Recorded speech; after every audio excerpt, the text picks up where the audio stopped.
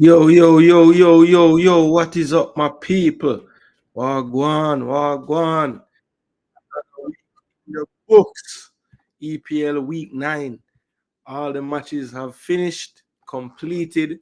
So we had to turn up back again and go through the full breakdown of all the games.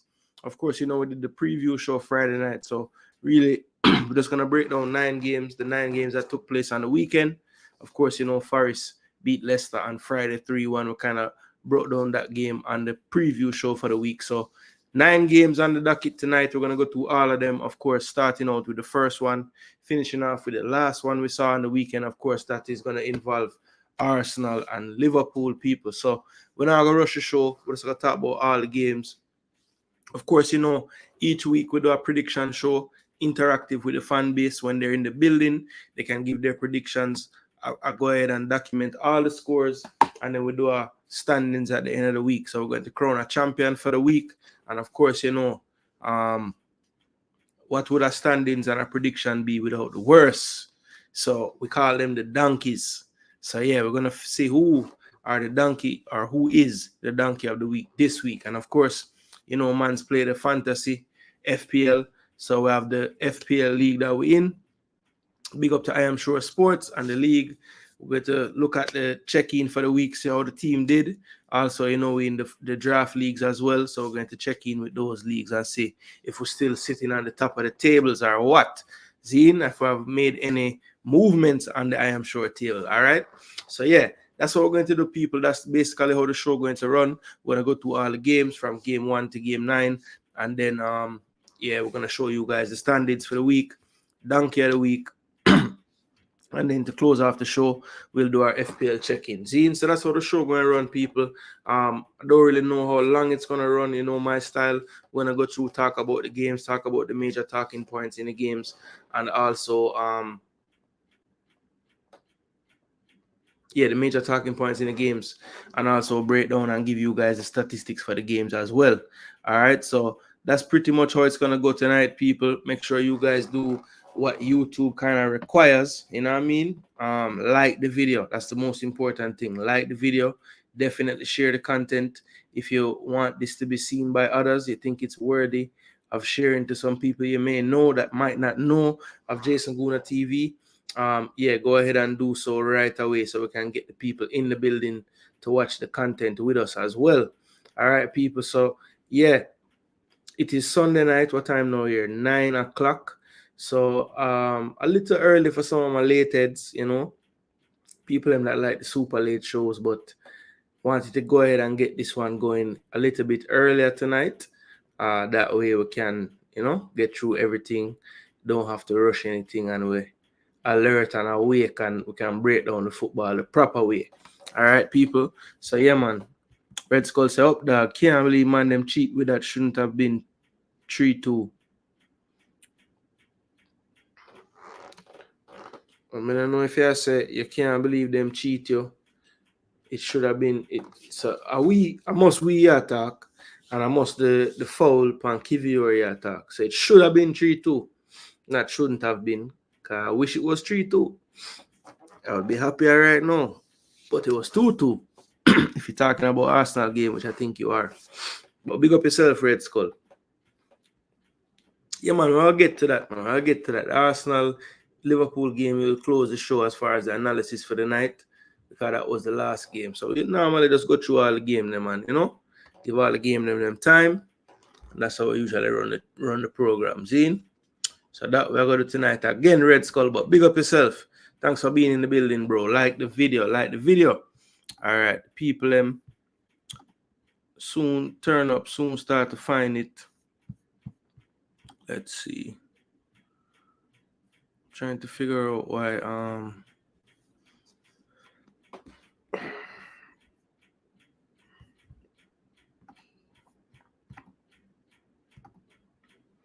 why isn't Red Skull comment popping up?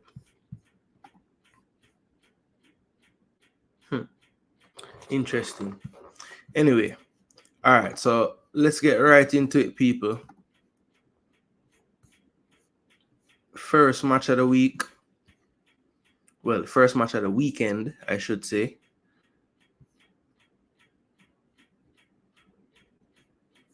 First match of the weekend. Well, there were 3 matches at 10 o'clock. Actually, 4 matches at 10 o'clock. So the first one we're going to look at is going into the week. This team was in second place, and that would have been Manchester City. So let's take a look at this game by the numbers. If any referee boy Taylor man ever cheat with, yeah, Taylor not like we, brother, none at all. Yeah, first match was Friday. Yeah, we did talk about that game already, Red Skull, when we did the preview show Friday night. So we're not gonna talk about the Forest Leicester game again. So I'll go right to the Man City Southampton game first.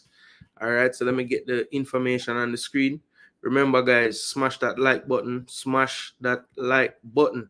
It's very, very important you guys do that for the channel. Helps with the visibility. Let more people know that we are live and we are giving you some footage. All right, so this was one of the first games at 10 o'clock, 1-0 Manchester City. Erling Haaland getting the goal, and that was enough to get the 3 points over Southampton. Southampton, I'm sure, can feel proud. The goal difference didn't take a massive hit, which many people would have predicted, including myself. A triple captain Haaland this week in the FPL. At least he got a goal, so he didn't blank, but was hoping for at least 2 goals, or at least a goal, 2 contributions, so could really make use of that triple captain. But we're thankful him get a 1 goal. Other than that, though, I must be honest, Haaland was extremely quiet on the day. I thought they did a really good job keeping him quiet, especially. They couldn't do the same for the midfielders and everything, and they had territorial advantage and passing advantage and everything. But let's take a look at the deeper statistics and the metrics of the game to kind of see what the story was. So, to be totally honest, when you look at Man City versus Southampton and you wonder possession, you would think maybe at least in the 60s, right? Maybe even 70.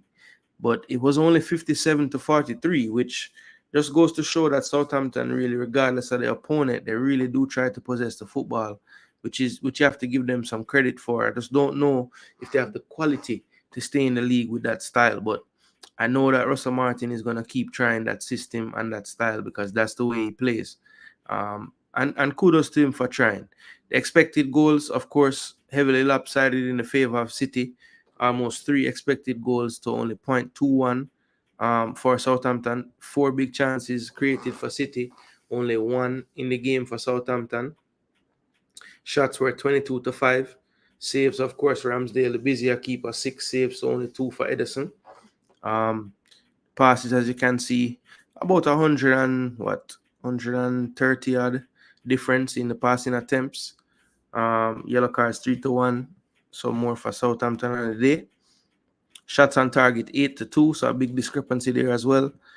Southampton did hit the woodwork once, and it was quite a chance.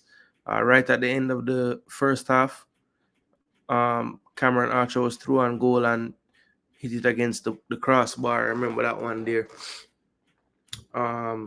Let's see. Block shots off target. So good defensive work from Southampton, blocking a lot of the shots. Shots outside the box, inside the box, 13 shots total for City. So definitely a lot of shots inside the box. 1 big chance scored, 3 big chances missed. So City not clinical like they can be on certain days, couldn't really finish off the big chances in this occasion. And Southampton also the same, that Cameron Archer chance couldn't finish it one-on-one with the keeper. Look at the difference in penalty touches as well. Touches in the penalty area. 40 more touches in the area for City.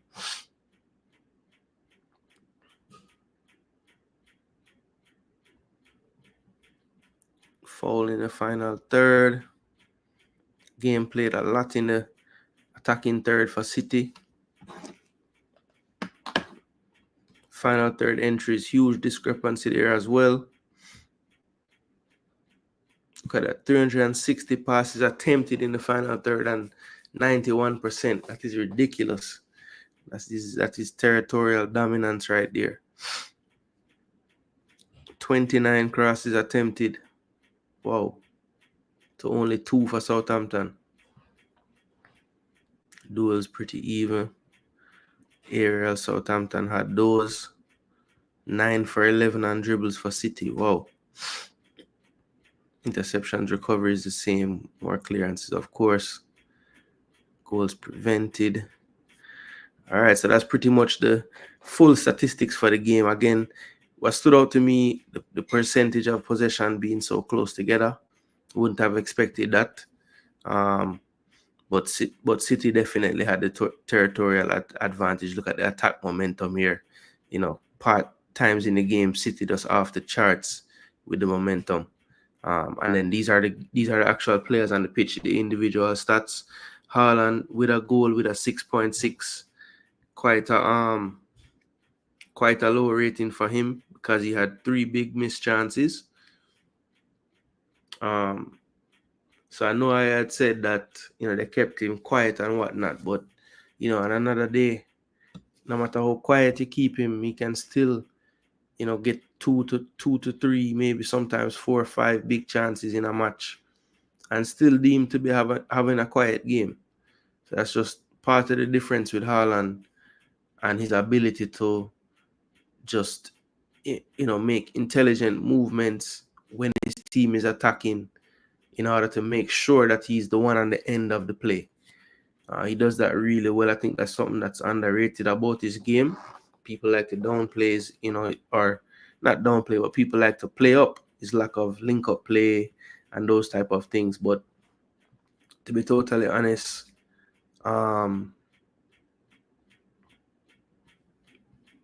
his ability to find space in the box and time his movements, you know, to be arriving in the right moments, definitely something that I think people need to give him more respect for.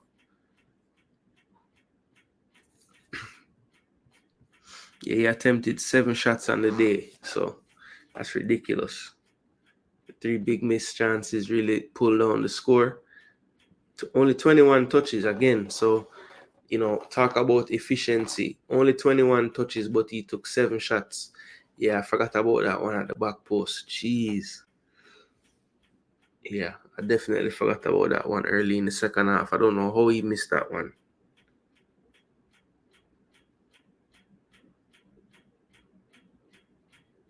Definitely should have finished that. Good ball from Savinho to the back post.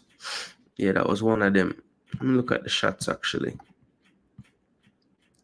I try to remember.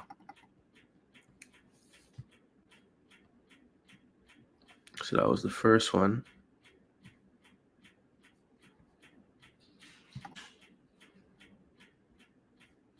Blocked.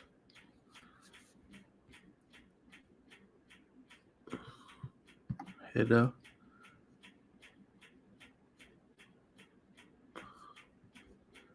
Header.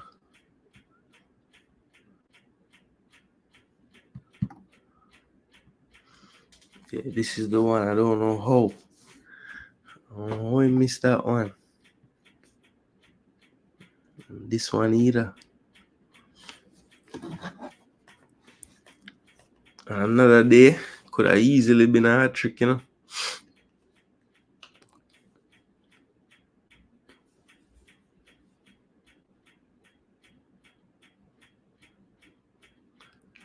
I mean, the header one was tough though. I know they're giving it a really high expected goals, but I mean, he was diving basically almost out of play. So tough. But yeah, City keep marching on. Only 1-0. You know, they thought they would have wanted more at the start of the match. SOFA score rating wise, or the player of the match with the highest rating was Savinho. You know, had spells on both flanks, but predominantly on that right hand side. As you can see by the heat map there. Let's just look through and see, you know, why he had a 8.6. You know, 85%, 5 key passes, 2 big chance created. So we talk about a creative wing type player. That's what you want to see, you know, over 80% accuracy, even though you're doing searching passes, trying to create, still having such a high percentage is very good. Over 50% on your crosses, excellent. 2 big chances created, 5 key pass, very, very good. 7 out of 13 on the ground duels, good 6 out of 7 on dribbles. So yeah, quite a performance by Savinho. One interception, dribble pass twice. So imagine if no dribble pass, that could have easily been a 9 on the day for him. Vardial was the second highest rated player, playing down that left hand side. Look at where he had the most touches in the opposing third, partly right outside the box as well.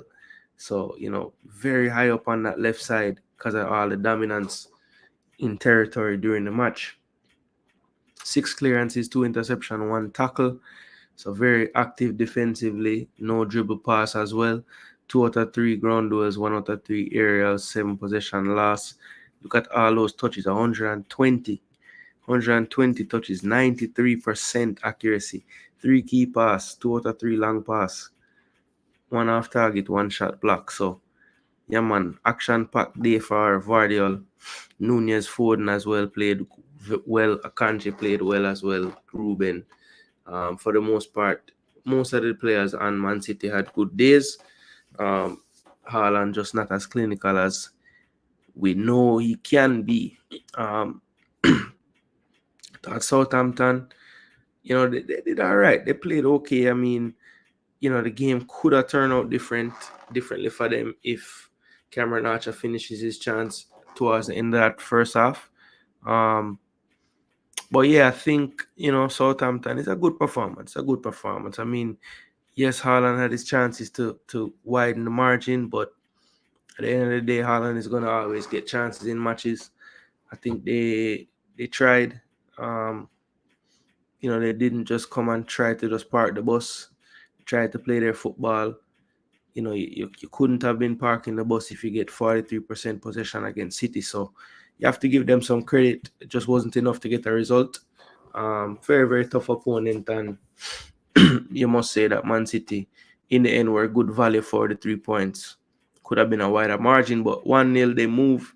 At the time of this match, they would have taken the lead in the Premier League, awaiting Liverpool and Arsenal match on the next day. So that game there, Man City beating Southampton, just ran through the stats and everything. Talked about the game a bit. Haaland a bit wasteful in front of goal, but getting back on the score sheet for the first time in a few in the Premier League. And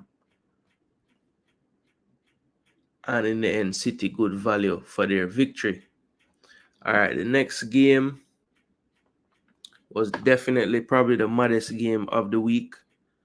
And that would have been Brentford versus Ipswich, people. Brentford versus Ipswich. This game was mad. Let me big up some people who did check in.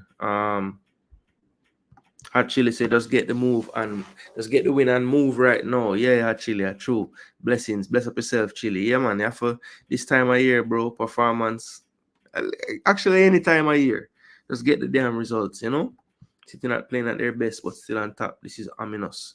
Yeah, Nitro, that is true. I think we're saying that. I think there was another time recently where we were saying that, like, I guess it would have been last year, because it was the year before we were really leading for the most and then dropped off. But last year, it was us, Liverpool, and City at points leading. And I want to say there was a time in the season when City wasn't playing so well and they were at the top. And we were saying, boy, if this is that, then, what's going to happen when they do hit their stride again, So, tough. Facts, but City haven't got any real challenge. Yeah, I guess you could say that the challenge they got was us in the league. They have had some very cupcake fixtures lately in the Premier League. I think they played like Wolves, Southampton, Ipswich, like one after the other or something like that. Something similar to that.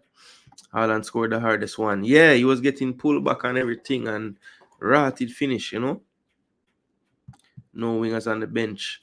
Not for that game. Or yeah, period still. Well, yeah, if Grealish out. And people would not even consider him a winger, to be honest. He play on the wing, but he ain't a winger. Big up Pristine. Yeah, man, we in the building. Make sure and I like the video, people. It helps. All right, so Brentford versus Ipswich, right? So let's get that on the screen so you guys can see what was going on in this fixture. So as I said, people, just goal scoring wise, goals wise, this was the maddest fixture of the week.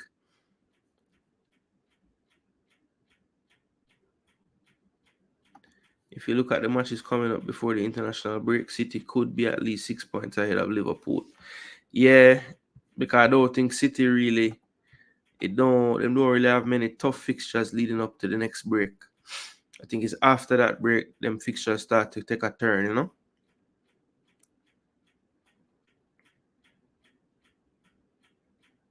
All right, so Brentford versus Ipswich, people. This was the maddest game, 4-3. Smudix opened the scoring in the 28th, and then Hurst doubling the lead in the 31st. Then, right before halftime, Wissa with a double. Well, basically, Wissa with the first one in the 44th, and then, his run and shot ended up in our own goal, making it 2-2 at halftime. Then after halftime now, Mbumo gets a penalty. He converts it in the 51st minute after the penalty is given, and then Liam Delap equalizes in the 86th minute, actually off the bench this time, showing his true goal scoring form with a good run at the near post and getting the touch. And then Mbumo with a angled curl ball into the box that ends up fooling the goalkeeper, expecting a touch from someone. It comes from nowhere, ends up in the back of the net to make it 4-3. And then Liam Delap in true, just to make this game, making sense for how this game went the whole entire time, smacks the post with a shot from just outside the box after they score in the 96th minute. So just a mad football match. Great advert for the Prem, both teams going at it back and forth. Ipswich had their moments in the game where they were on top.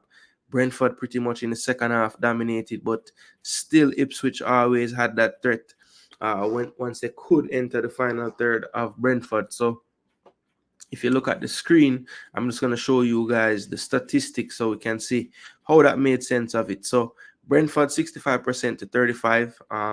So very dominant on the ball in this one. They expected goals, far greater than Ipswich, 4.11 to 1.3. 7 big chances created and 4 big chances created. So 11 big chances in one game is extremely high, people, for a game of this level. 20 shots to 11 outshot. Brentford outshot Ipswich on the day. More saves for Ipswich's keeper. Definitely the busier of the two keepers for sure. If you look at the passes, a lot more attempted, almost basically 260 more passes attempted by Brentford. 1 red card on the day went to Ipswich, and that was pretty, well, I wouldn't say early, but it was in the second half, 69th minute. Clark picking up his second yellow after being booked not too long before.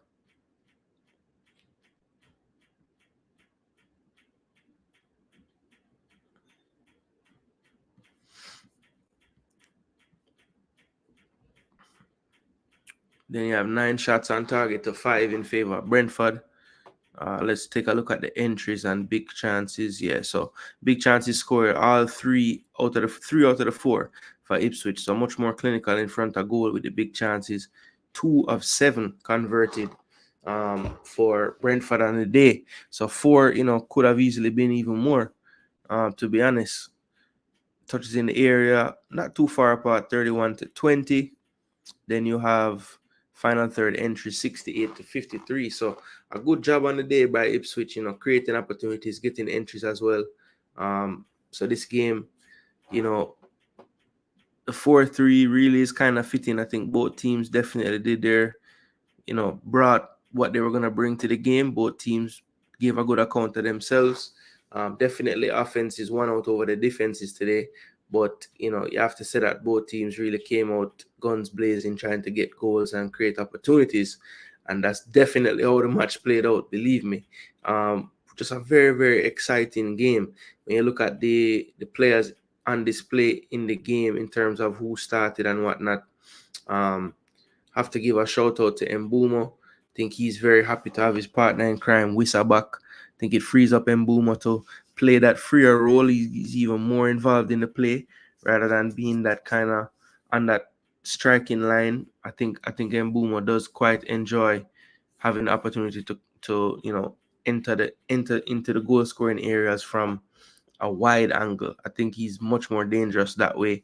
So I think, yeah, he was missed. Wissa was missed based on the way how I saw Mbuma playing. He really plays better with him on the pitch. Those two are gonna just cause most teams problems at this point. When you look at Ethan Pinnock, of course, we're always scouting our Jamaican ballers. So Ethan Pinnock, let's just look at what he did. 7.2 on the day. They did concede 3 times, but he had 9 clearances, wasn't dribbled past at any point. He was 5 of 7 on the aerials, didn't go into any ground duels. He had 112 touches, 90% accurate passes, so that's very good. 15 possession loss. He had 3 key passes as well and created a big chance on the day. So his distribution, very, very good. 4 of 7 on the long passes, 0 for 2 on his crosses. But Ethan Pinnock, I must talk about the goals conceded. I think the first goal, Smodix has some clever movement. He's basically in his own half, comes towards the ball like he wants to receive in midfield, never receives it, turns around and then goes on a dead sprint once a line breaking pass is made, and Pinnock just never really gets on his bike enough to cover him. And that space he vacated pretty much is where Smodix runs into to finish the goal. Then on the second goal, again, he's a little bit behind the play, just the ball played into Hurst. He's played right in behind where he is in the defensive line. Hurst does well to finish at a tight angle over the keeper. And then on the third goal, even against Delap really does run directly across his line of sight to get onto the end of the cross. So definitely in those goal scoring moments and actions, Ethan himself will probably look at that tape and say, okay, I could have done this a little bit better here. Maybe that would have prevented something. So always a learning moment. But to be honest, apart from the 3 goals conceded that he, was kind of close to the vicinity of what was going on those 3, I think, pretty much didn't put a foot wrong the entire game other than that. So, yeah, I watched a good chunk of this game because once it was getting kind of mad, I said, yo, I have to see some of this. So I watched it. I watched a decent amount of this one in this 10 o'clock window on Saturday. But yeah, just a mad game, 4-3. Definitely a mad one, for sure. There was no Omari on this day, which he wasn't listed as out or anything, and I don't think he would have been on suspension. So, yeah, not really sure what was going on with Omari Hutchinson on this game.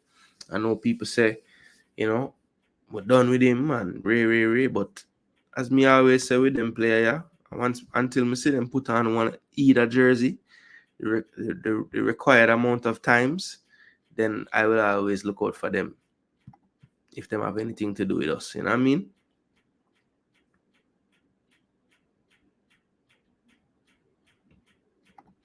Harry Clark had a very infamous debut.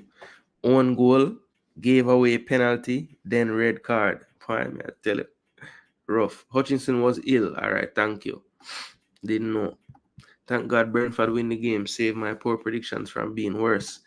Yeah, Chile, we're going to get to those, because, yeah, it's,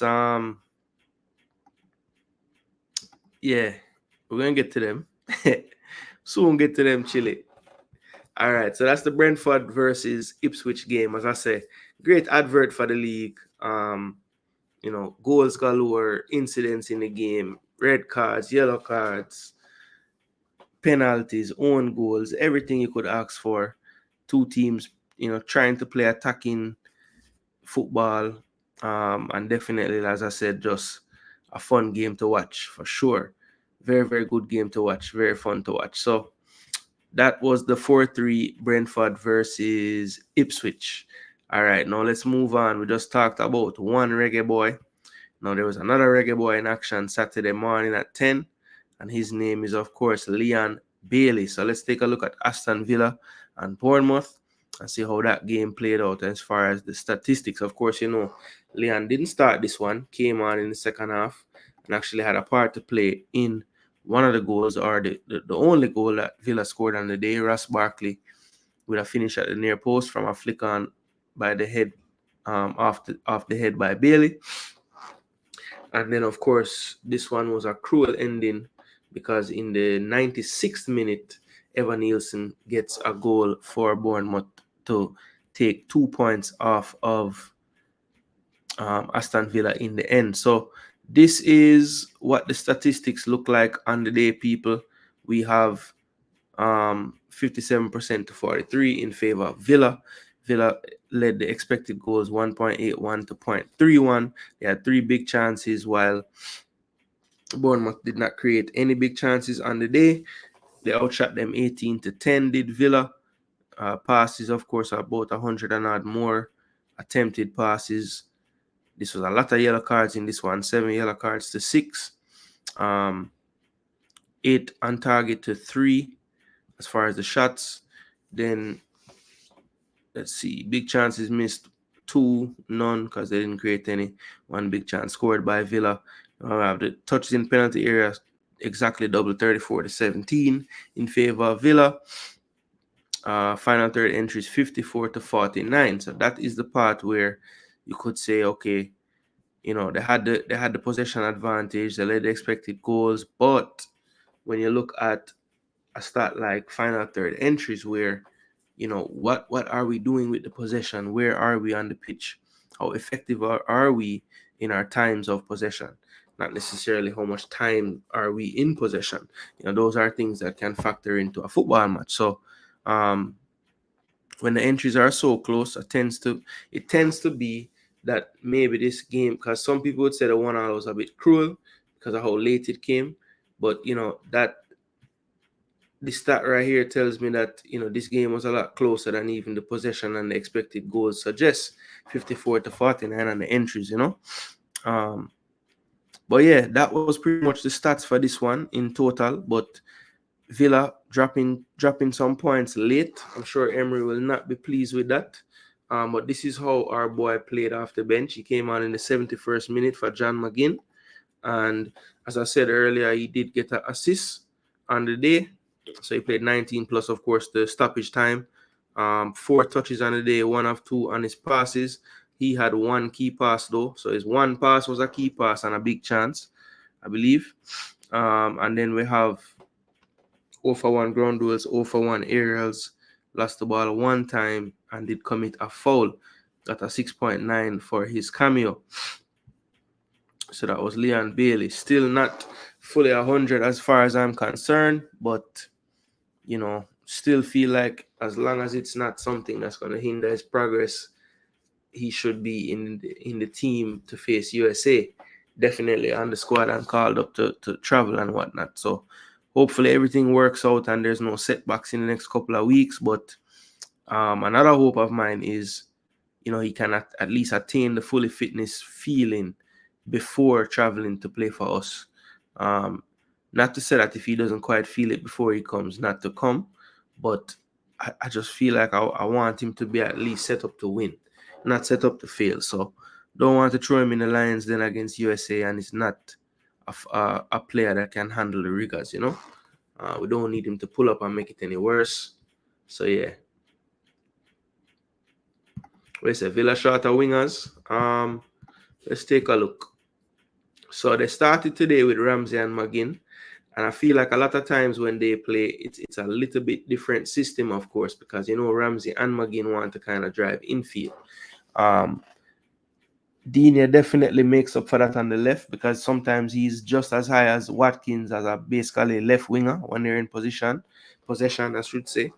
Matty Cash also can do that, but like most teams right now, they're trying to keep that 3 at the back base, even when one of the 2 fullbacks do bomb forward. So it's a tough one. I mean, McGinn always going to want to trap back into that left side and dribble infield.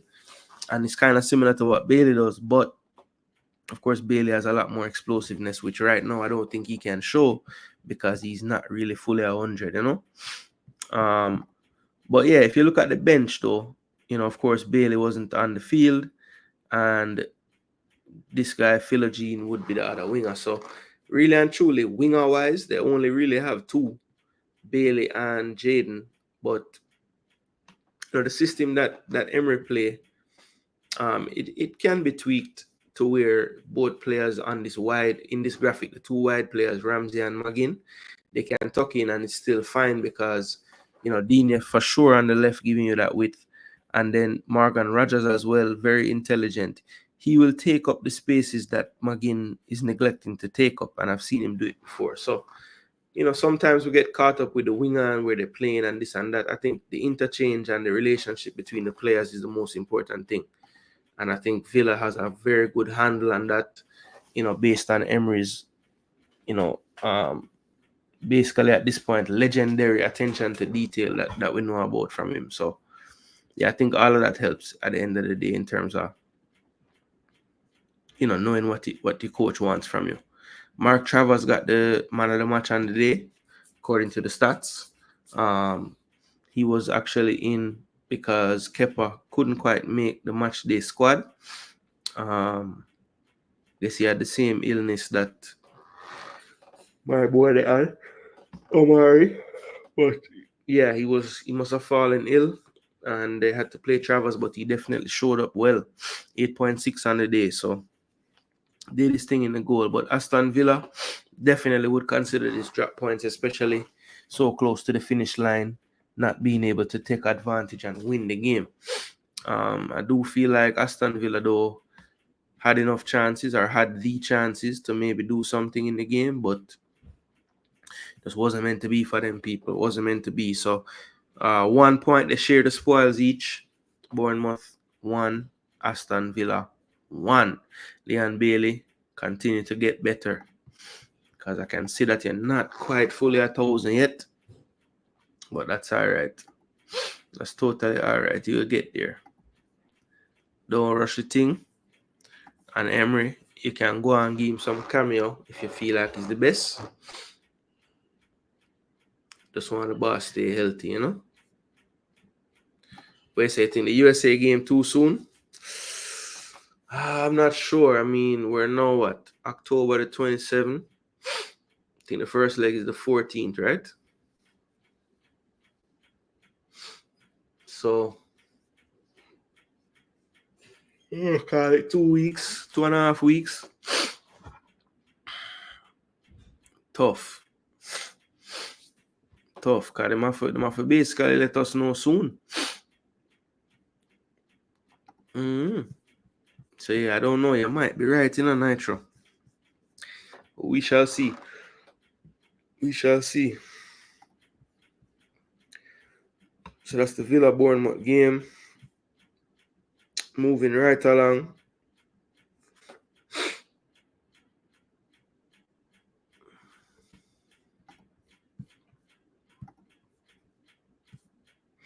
The next game on the weekend was the last 10 o'clock game, Brighton Wolves. So this was Brighton Wolves people. So this game was also a mad game too, right on the stroke of halftime, the man, the myth, the legend, Danny Welbeck again finds the score sheet. Good through pass from Jorginho Ruta, who's proving to be a decent pickup for them. Good relationship forming with Welbeck and the other players in the team. Played it through, and Welbeck on this type of form definitely made no mistake with it. Then in the second half now, late on, very, very late on, Brighton get their second through Evan Ferguson, who came on off the bench for Welbeck. And pretty much people were thinking, okay, it's pretty much probably done now at this point, but not to be outdone. Wolves, 88th minute, get a goal back from a corner.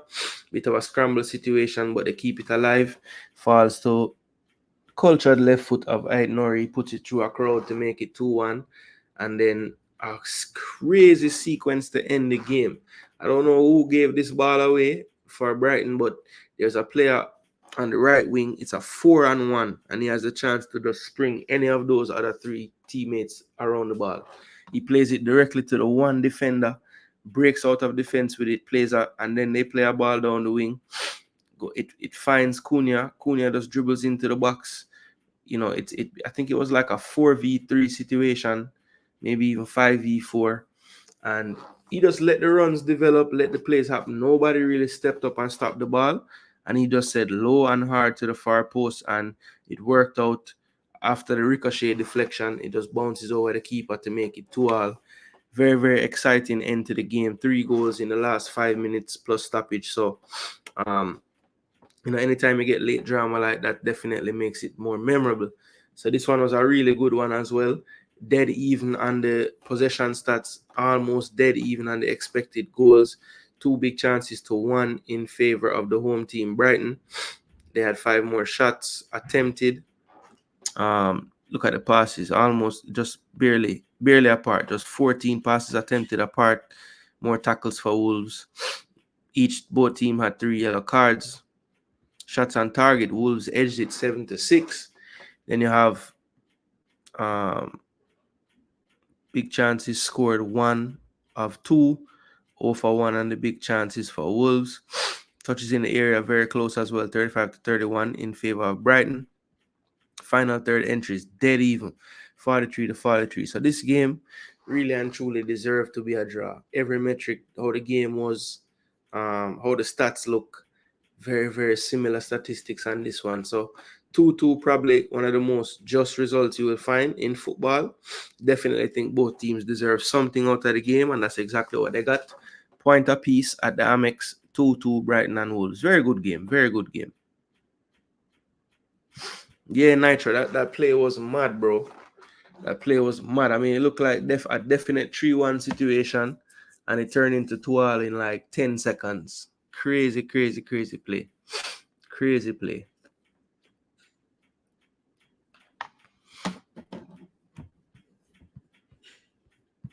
And in this game right here, people, man of the match, Mateus Cunha. Good baller, I think Brazil need to give him a more permanent look in, Even though him is not really an out-and-out number 9.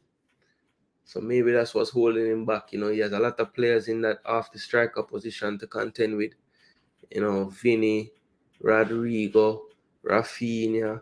There's a lot of talent in those areas, but I feel like him could play in Brazil's system as the number 9, quote unquote, and be just fine. But they've been trying to pick more poaching strikers lately in that role, so maybe that's just not how the coach wants him striker to play. But I think Cunha is too good a player not to be in the setup. I know he went to the Olympics when he had the age. And he has had some caps since then, but never really a consistent sight in the team. But now that he has 2 other players on his team that are international, Brazil internationals, João Gomez and Andre, then maybe, just maybe they can pull Cunha along into the mix too. But player that I rate highly, man. Definitely think he's a good player. Danny Welbeck, as I said, keeps scoring, had a goal again. Evan Ferguson trying to get the injury bug behind him off the bench, scoring a goal. So good job to him. And I think FIFA, this must be the man where they give her the ball. Must. Yeah, error led to goal. Yeah, man, I am, man. That's why I'm getting that ugly 4.3. But yeah, 2-2. Good game of football. Again, Wolves, contributing to the spectacle of football in the league, but not getting the full results and happiness from it. But may I tell you, Wolves are play some decent ball, brother. Them just salt more while. Do Brazilians born with a football? There are over 80 Brazilians in the top 5 leagues in Europe. Yeah, it's definitely a cultural thing, bro. I remember like when I was in college, there used to be this place where they used to play football every day, and there was a certain day where it was like the international people would go play. And I used to, whenever I wanted to just find a game, I used to always go on that day because it's just something about like playing with like Frenchmen and I mean pretty much anywhere around the world. South Americans, French, not necessarily French, but Europeans. there's a different way. They I think they see the game differently. Their IQ is like they all have football IQ. Even just the common fan, the common person, the whole of them just understand space pan a field, and yeah. And I think that is a cultural thing. It's a difference. I think the way that they learn football at a younger age is probably a lot. They probably dive a lot deeper into it than most places around the world. Like, and also just like the thing that people do in Brazil is find a ball and just kick the ball. I don't know if anymore in Jamaica, if it ever was even just like the thing that every little kid does. You know what I mean? I don't know. I used to play enough football with all kind of things growing up still, so maybe it's a generational thing at this point where kids just not really play outside as much because device them and all these things. I know that must play a part in it too. But definitely Brazilians have something about them that just is like them attached to football. But them still now with nothing. That may I tell you. All right, Everton Fulham was the final match on the Saturday this week. So let's just quickly run through this game. Remember, people, like, share, and subscribe to Gooner TV if you are new. All right, people. Let's see. So we have Everton versus Fulham. This game right here ended 1-1. Another injury time goal this time. Better getting that one. Cross from Endai. Put back into the mix. Beautiful one-touch pass by Ashley Young and header by Beto, who had come on for Calvert-Lewin in the second half. News out of this one, though, Dwight McNeil, who has been playing extremely well, did leave the field of play injured in the 86th minute. So, yeah, we need to monitor how he's doing. Another one that heard rumors about. But, yeah, not sure if they will come true. And then on the Fulham side of things, basically a goal made in the heel end. Emil Smith-Rowe weaving his way through the left side and then cutting inside, finding Iwobi, who puts the finishing touches on it to make it 1-0. And that goal coming in the 61st minute. And as I said, Everton equalizing all the way in the 94th minute. So the point shared. I have been saying that Everton's going to be relegated this season. I doubled down after their first 4 games because they lost all 4. But ever since then, they have been picking up some points and are at this point outside of the relegation zone. Things can change in the future, but, the more and more I see in this team, I just feel like, I really underestimated the stinginess of Daesh teams. They really do limit their opponents. And I think nothing will change this year either. I think Endai was a good addition. I think he will be able to add something that maybe they lacked at times last year. Or definitely since Damari Gray left. And I don't really think they have had a player that can kind of cause the amount of problems on that flank since Damari left the team. So Iliman NDI was a very good pickup for them, and he's proven to be a really good player. Didn't have the highest score in this one particularly, but I just wanted to point that out about Everton, that NDI was a really good pickup for them. So this was the full-on team stats, player stats on the day. Leno and Idrissa had the highest marks. Right behind them, Alex Iwobi with the 7.6 and Beto with the 7.7. So quite a few players on 7.7. That was the highest. So it looks like they didn't even give a player the match for this one. But 1-1, Everton Fulham. Everton keep on picking up these points. So good job to them. All right, the next game, and this would have been this morning now. So there were 3 games at 10 today. Chelsea, Newcastle, Crystal Palace, Tottenham, West Ham United. So let's talk about the Chelsea-Newcastle game first. 2-1. Nico Jackson and Palmer with the goals for Chelsea, and Alexander Isak back on the score sheet for the first in a little while for Newcastle. All right. Look at attack momentum there. Newcastle had their spells in the game, especially to close out the game. I thought they were the better team. Chelsea did take advantage of when they were on top, though, getting a goal from Jackson and also from Palmer. Really good Chelsea team right before halftime and after the half. Definitely playing some good football. Yeah, definitely playing some good football. Should be interesting to see their trajectory this season. If they can sustain this type of performance, I think they will, go pretty far this year. So dead even in possession, 50-50. Expected goals 1.61 to 1.81. Craziness. So how is that possible, right? They have more expected goals. I'll tell you how. There was a play, people, where I don't know why Isak never passed the ball, but the man around the keeper, cut back in now to come towards the goal. A defender kind of in front of him, try beat that defender. Meanwhile, Joe Linton on the back post begging for it. Willock is the deeper drop if he don't want to play the square pass. But he had options and he took the worst one. And I think he came off like pretty soon after that.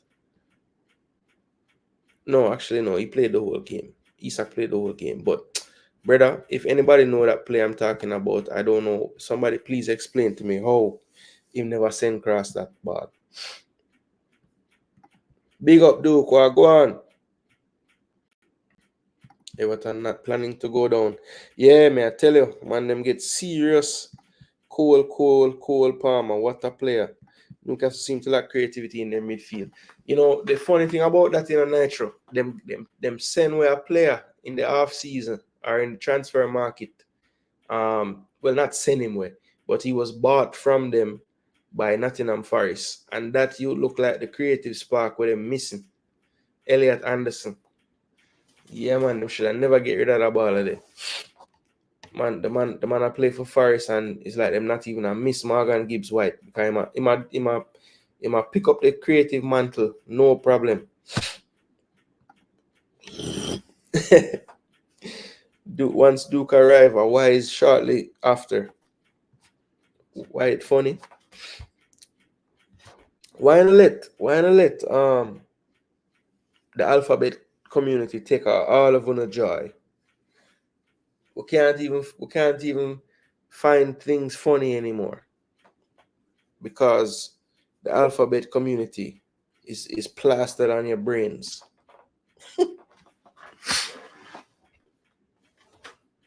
You let them consume too much of your thoughts, bro.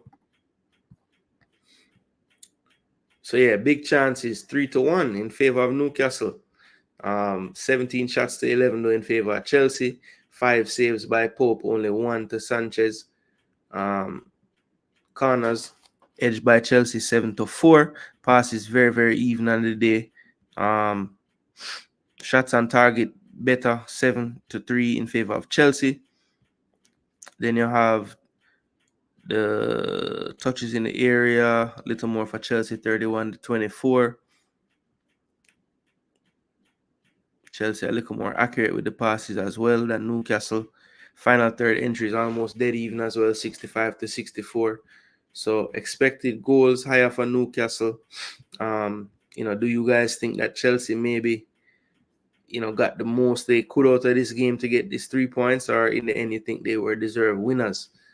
For me, I thought Newcastle they took a little bit too long to show what they could do in that second half for me.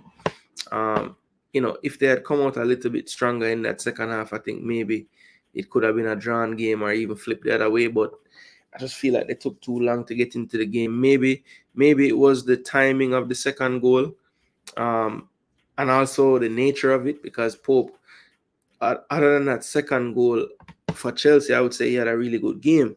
But I think the timing of it just really hurt, especially knowing that they got the halftime, got the game back square. I'm sure the message would have been, first 10 minutes or so, just don't concede, keep things tight, don't take too many risks. And it was really and truly some overplaying in the midfield that caused that second goal. I think Lavia was the one to kind of poke it free and find Palmer, and then just poor defending, Shar just backing up, never really tries to stop the player. And too much of the near post shown by Pope. I think his positioning, he'll definitely kick himself for that. But in the end, too much power to keep it out, and that made it 2-1, which was all was needed on the day.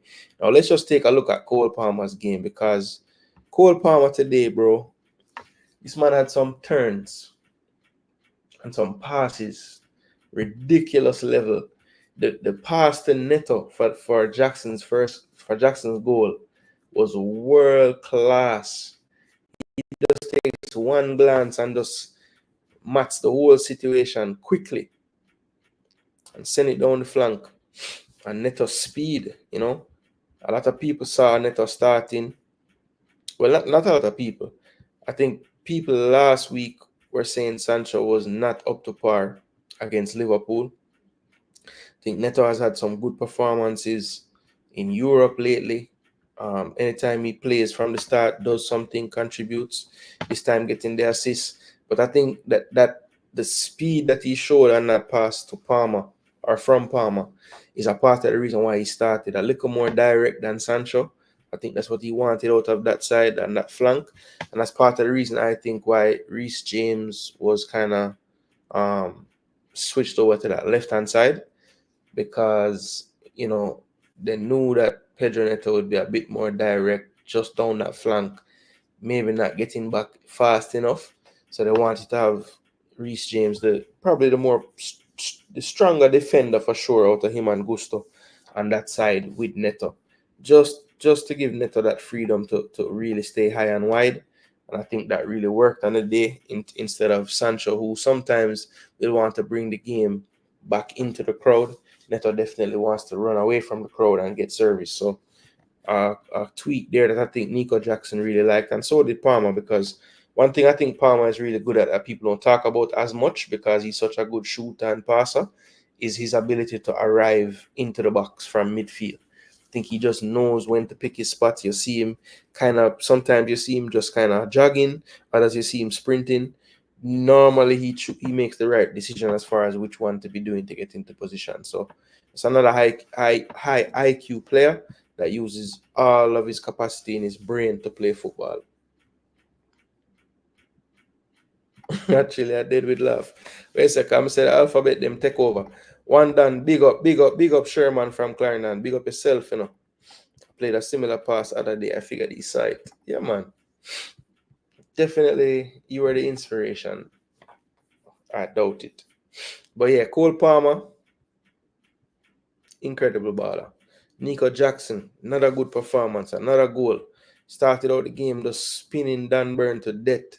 By the way, cannot on the score sheet, but was dangerous. I think this to me as an opposing fan is dangerous. A dangerous pivot to start to get to know each other and really play well together. Romeo Lavia and Caicedo, people. Definitely an issue when they click and get it together.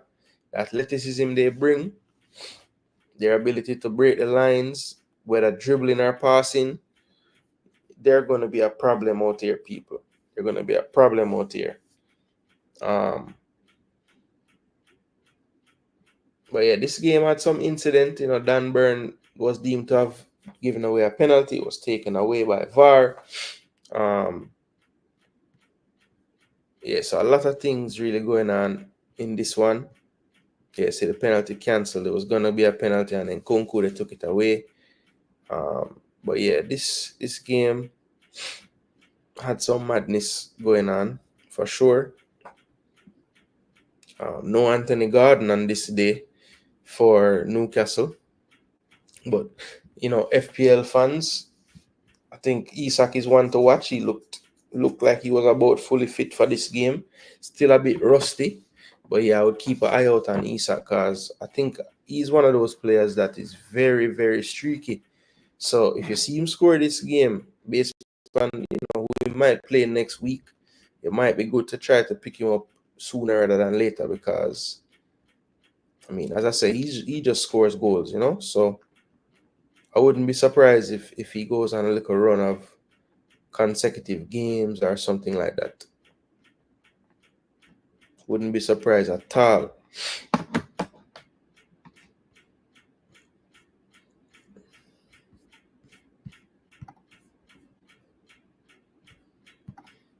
Yeah, man, you get few, yes?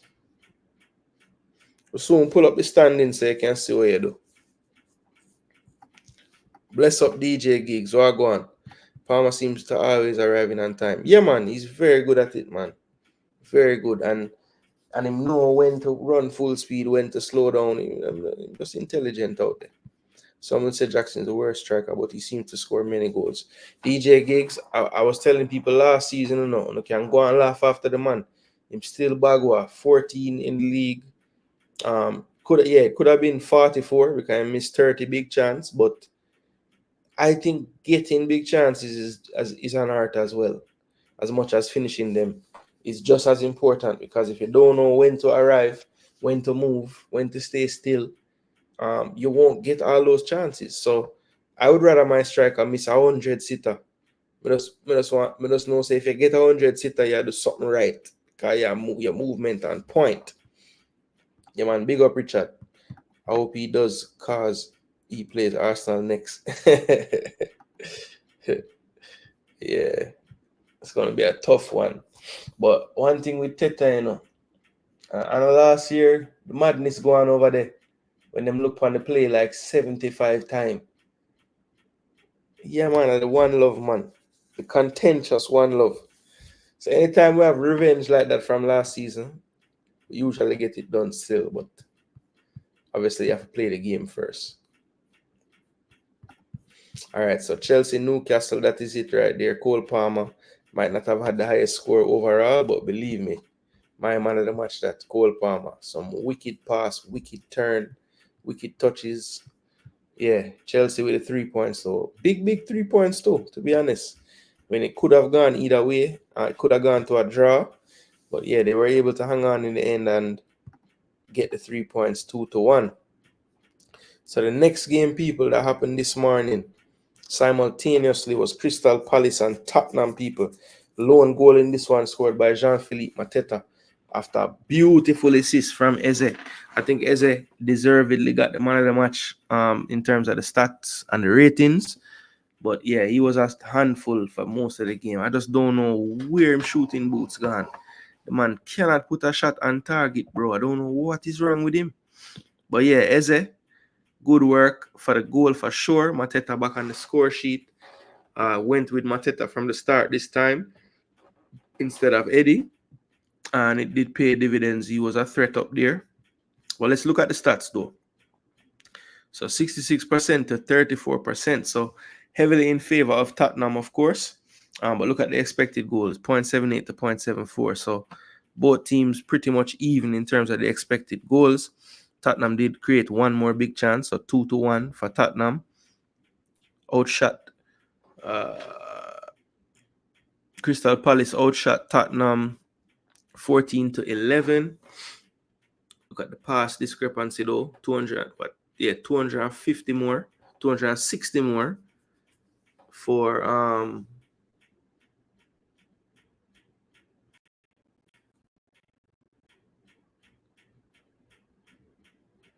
260 more passes for Tottenham.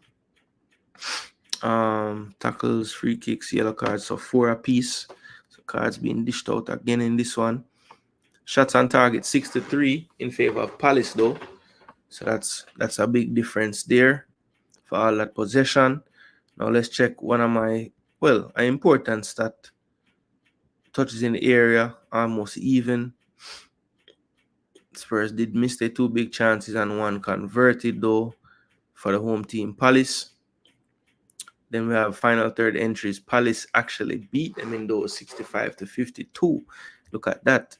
Final third phase passing, not as good as Spurs, but the volume pretty much the same, 137 to 135. So basically that just means Crystal Palace, when they made their entries, turned it into some kind of shooting action or something. Whereas there was a lot more time on the ball in the final third for Spurs. Just probing and trying to pick the lock. So That's pretty much the difference there. And in the end, a poor result. I will be finding expressions on his video so I can laugh.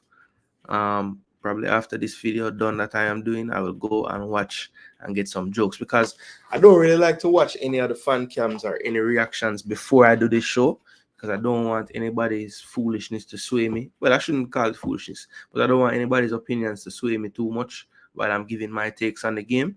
I just want it to be organic, just real time. I'm talking to you about it. If you notice, I might even forget something and you guys remind me. So look, it's not I want it to sound as normal conversation as possible, and give you the added bonus of I have some technology I can show you guys some stats as well while we talk. So that's really my mindset. So typically when I'm done with this show, I'll go back and watch all the various reactions and things around the world, Sky Sports and all these different programs, just to hear what people have to say, so that I can give you guys Jason Gooner TV's unbiased thoughts on the weekend and the games. All right, so Crystal Palace Tottenham 1-0, big scalp there, first win of the season for Oliver Glasner. Long time coming for them. Does this springboard them into something, or let's see if this turns into something? I will say, as Eze goes, this team will go. I thought he was extremely influential today. Fully deserved the Player of the Match award. And the minute him get him shooting boots back on, watch out, because his all around play and game today was just special. Really neat touches, just gliding past people in the midfield, good final passes, good final, everything good in the final action except for the shot. If it was a pass, it was very good. So Eze, well deserved player of the match. Palace, just watch Spurs do the Spursy things, basically. But yeah, Spurs took a L again, 1-0. It was a good day. It was a good day. Good day for the Gunners fans to laugh at the Spurs fans. All right. Next game, people. West Ham versus Man U. Oh my gosh. So these are the last two games of the night. Two games that I spent quite a bit of time watching.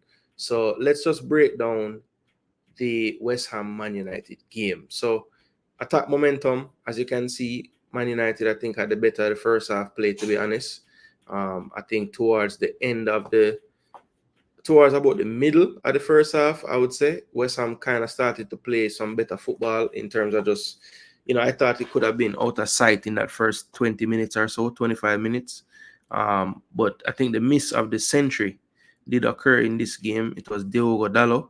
Did anybody see that play, people? My gosh, what a horrible play by Dalot. I don't know how. See what minute this happened. Yeah, 32nd minute, brother. I don't even know how it got 0.46 as the expected goal. It should have been like a 1, like a penalty XG, like 0.8 something. The man put over the ball from 6 yards after doing all the hard work. It was crazy, yo. Anyway, let's just talk about the stats first before we go down into anything. 57% to 43 in favor of Man U. But look at the expected goals. Slight edge to West Ham, 3 to 2.34. 9 big chances created between both teams. So we saw one earlier where it was 11. This is 9, another high score for big chances in one match. 5 to 4 in favor of Man U. Man U had more shots, 6 more shots attempted, 18 to 12. Goalkeeper saves. West Ham, I think Fabianski started today, had 4. Onana had 1. Corner 6 to 5 in favor of West Ham. Fouls almost even. Passes 150 more basically attempted by Man U. Yellow cards 5 to 1. Jeez, 5 yellow cards for West Ham. Shots on target 5 to 3 in favor of United.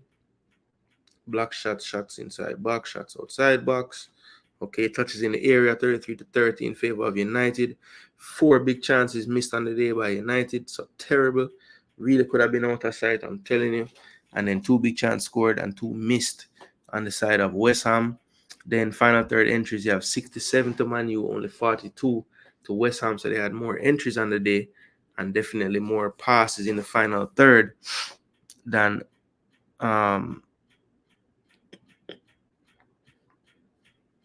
than West Ham. All right, of course, we're going to look at the players that played in the game. And we have a reggae boy on the pitch today, starting up front for West Ham, and that is Mikel Antonio. I thought it was a very good performance from him personally. Definitely wreaked havoc. Just being a threat. I thought his work, especially when he tucked left or right, was extraordinary. Also thought for the first time this season, the coach, kind of switching up and varying up who was through the middle in the first half. At times, Antonio was tucked out left, and it would have been, Paqueta as the highest person forward in the formation. So, a little more rotation than the day. But I think the freedom of movement, when you talk about the left and the right side for Antonio, really opened up his game. But let's just look at the stats by the numbers. 71 played, pretty low XG on the day. Had a high expected assist of 0.58 though. One shot off target. I remember that shot cut inside after some decent build-up play, and tried to get it bend into that far post, but hit it just a bit too straight. Whenever he decided to go for a dribble, he was successful every time. So 3 dribbles attempted, 3 successes. Then you have 43 touches. He lost the ball 17 times. So, typically Antonio is a high, doesn't have, well, I shouldn't say doesn't have, but typically he does lose possession a lot in the game, mainly because he's probably in possession fighting 3 people for it. But a lot of times, your attackers are going to lose the ball a bit more, especially your forwards. Most of the passes you would be playing are trying to, split a defense or create a chance or something of that nature. But, I like to see when he's up over 70%, 64, not the greatest. But what I will say is if you're going to have a low percentage, make sure that the passes that connect do something. 3 key passes, love that. Love that a lot. 1 for 4 crosses, 4 or 5 on the long passes, and he did create 1 big chance out of those 3 key passes, right? 4 of 6 on ground duels, 1 of 3 on the aerials. He was fouled 1 time and was offside twice. 7.4 for Antonio. One of his better rated games so far this season, and definitely passed the eye test as well. Thought he looked, a little bit quicker in this game too. I mean, just off the mark, not as lumbering and labored. So hopefully, he's really kind of coming into his own as far as the fitness is concerned. And I would love to see that type of the physicality I saw in terms of covering the ground, going off in sprints. That's what I need to see when we see him in November, as long as he is healthy and ready to go for us. I would love to see this version of him. I think, he was a little bit lethargic coming into the last window. Had a decent performance, I think, the game right before the window, but had some spotty ones before that. So good to see the consistency coming back in his game. He's not really the most goal contribution heavy striker in the Premier League, but I think, if he's getting over 7s, not scoring, then, it kind of gives you an idea of what he does bring to the team, Mikel Antonio doing his thing. So let's talk about it, people. So Manchester United losing another game. Ten Hag came with some madness, I'm sure, after the game. But as I said, I didn't watch anything. But yeah, Casemiro equalized after a goal by Somerville, who had come on at halftime. And, I thought that United really and truly could have had this game out of sight in the first half, but they slowly let West Ham get into a rhythm in that first half. And even though I thought United probably were good value for a lead after the first half, it always felt like West Ham was going to get back into the game. It just they don't really seem to be controlling the games. Like, when you see them control games, you say to yourself, why they can't do this more often? I just feel like, a part of it is the coach. I do think that the coach is struggling to really set in place the team that he thinks is the team. It's a lot of rotation, a lot of movement. I know that's needed, but I want to say in the league, you want to kind of settle on something a little bit more. And I think also, besides the coach, if you look at this team today, right, I think every game United have like 2 to 3 players that just play bad. So today it was Garnacho and Rashford was anonymous and De Ligt was struggling around the back. Next week it will be a different 3. But it just seems like there's always a player or some players on the park that just aren't playing up to their standard. And that just happens every week with United, So I think the coach is palpable. I think some of the players are. I think the atmosphere, the environment, in the behind the scenes people, it all plays a role. But United are really struggling, man. West Ham right now is a poor team. Like they're still struggling to find their identity under the coach, and the fact that West Ham beat them for one, but also like you couldn't put them away in that first half when they were playing like the West Ham we've seen all season. Wide open spaces, no resistance to the attacks, just letting teams through, and they could not convert their chances and opportunities. And how many times have we said it at this level? When you're in the ascendancy, when you're getting the chances, you need to make the most of it because the game can turn like that. And yeah, it definitely started to turn in that second half. And when Somerville found that goal, it really and truly felt like there was only going to be one team that was going to win.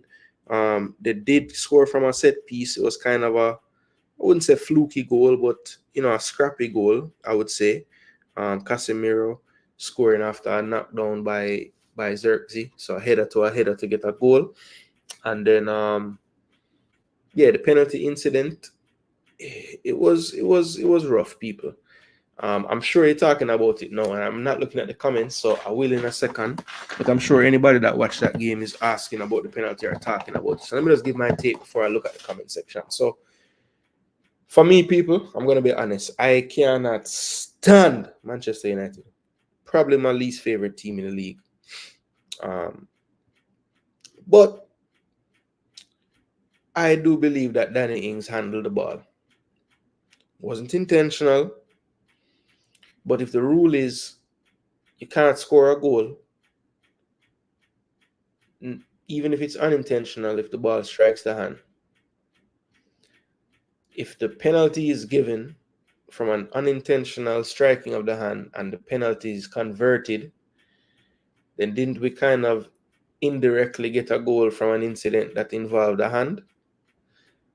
So once they looked at it on VAR, what I heard the commentator say was it was deemed that the ball struck the hand after the contact of the foul, which couldn't have been true because the ball hits his hand and then he collides with De Ligt, which is what the foul is given for, De Ligt fouling him. So I just think, I can put away my hate for United and just tell the truth. Not a penalty for me because of the fact that I think Danny Ings handled the ball. They said the coach or the assistant coach is the problem. Antonio played very well today, but Manu can make anyone look decent. So yeah, typical Duke's conversation there. Always want to beat Antonio. So the man can't even the same play good enough for adding that it's it's because of the opponent. Move up. Yeah, him start out a little slow. I don't know why.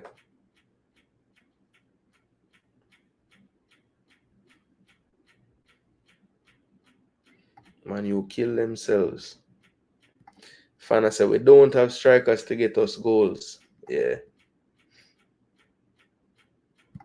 DJ Geek sector, all those saying Antonio Ole keeps outperforming players younger than him. Facts. He definitely outperformed Oiland and Xerxes today. Man, you will get relegated. Yeah, I don't think that will happen, to be honest.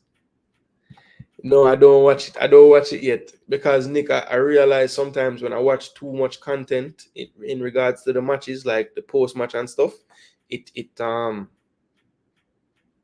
influenced me when I'm talking. So I said I'm going to try something different because normally when I'm doing research, I will actually include in my research the post-match comments and stuff.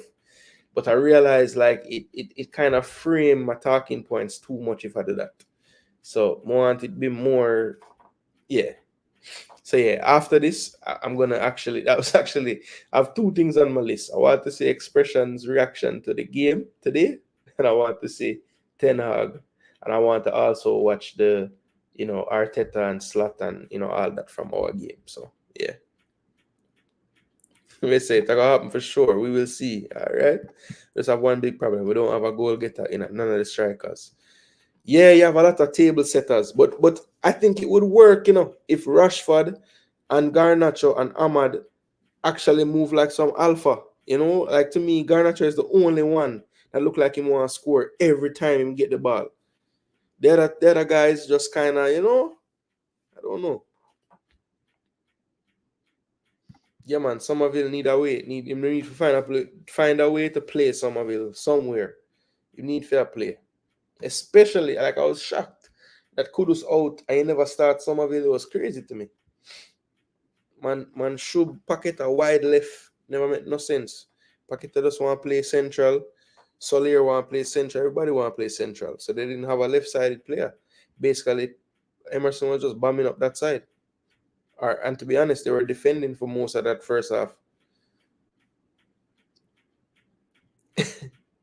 Red Scholar sniff something. I know.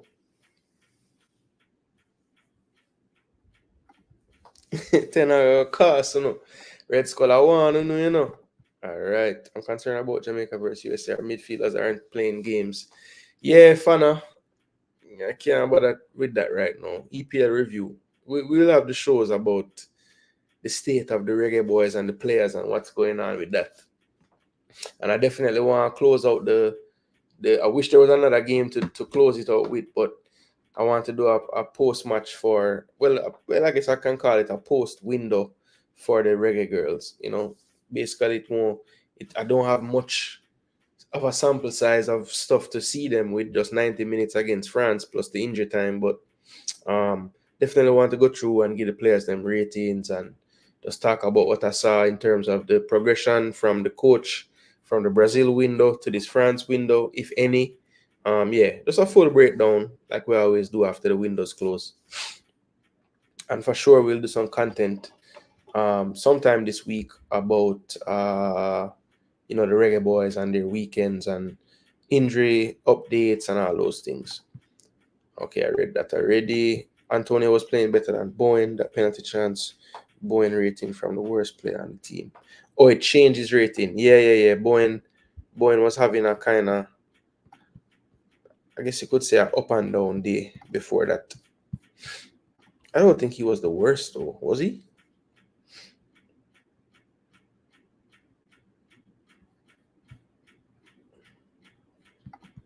Man, them make United win and them have them best attackers and couldn't finish. The only bad thing about this result is it adds to Ten Hag being sacked before Christmas, because right now I am enjoying Ten Hag ball. Yeah, hopefully him don't go away. Rubbish penalty, says Fana, and Duke says that was not a penalty. So those are two United fans. Let me hear from a non-United fan. Was it a penalty or no? Based on what he said about in-games, different sets of players that have bad game from Man U team, it can't be the coach getting the blame. Yeah, that's what I'm saying. He should get some of it, because I think a part of why some players are always having bad games is because he changed up so many things week to week. Like him never can settle on anything. Last couple of weeks it was Lisandro left back with two other centre back. This week now Lisandro back at centre back, Mazraoui back to the left back, and even that sometimes he put Dallo left back, sometimes he put Mazraoui right back, and Dallo, so it's just too many things that he want to change every week.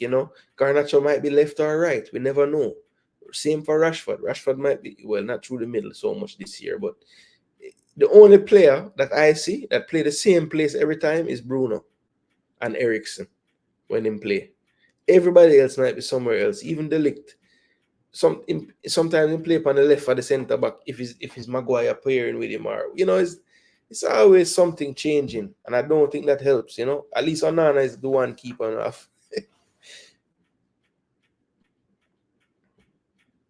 When they make West Ham win and them have the best attacking player on the field, just ridiculous. Ten Hag football is too basic. He's going to wear out Garnacho soon. Yeah, I mean, he came with this thing the other week about, I bench Rashford because he couldn't play this amount of game. Well, didn't I see Garnacho play the whole game last weekend, the whole game in the week, and now this whole game this time? So, I don't know. All right, so Nick, who I know don't like Man U, said absolutely a pen. It didn't hit Hings. It didn't hit Hings and before the foul. It was off his body. Then after the foul, he handled it. Yeah, I thought at first, it hit his, unless it hit his hand twice. Because I saw it hit his hand, then them collide, and then I don't really know what happened after that. Because after it hit his hand, I was like, okay, that's it. Maybe it's because of the injuries at Man U. Plays a role for sure. I mean, Maguire out, Menu out, Euro out. Really and truly, the ones you would really say are big losses. Shaw, Menu. Shaw and Menu, those are probably two that start if they're healthy. I think all the others, it's arguable. I don't think Euro was going to be a starter, even though a lot of people said he was. I didn't think he would go with him to start. Malacia not starting. If Shaw is healthy, he probably starts at left back. And Kobe Manu probably starts in midfield. But even that, I mean, it does Manu. To me, Ericsson and Casemiro give you the best balance out of all the players you could play in that role right there, to me. Because I think what we've seen of Ugarte so far, good enterprising player, but, I don't know if him have the ball retention skills, the set the tempo skill. I don't know if he's that, So maybe Ugarte and Ericsson could work because you have Ericsson to set the tempo, you have Ugarte to win the ball. But Casemiro lately has looked, to be having better games, running around better, blocking, just playing overall better than he was a few weeks ago. So I just feel like Ten Hag need to settle on a team, at least in some key areas, and just play them on the every league game and just, and stop switch Mazraoui and Dallo, make one of them left back, one of them right back. Stop switch it based on the team you play. Them need to simplify things a little bit for me. And I know he's saying that Ten Hag style too basic, but it's not even about the style being basic. It's just like him need him selections of team to be a little more basic, Yeah, I saw that.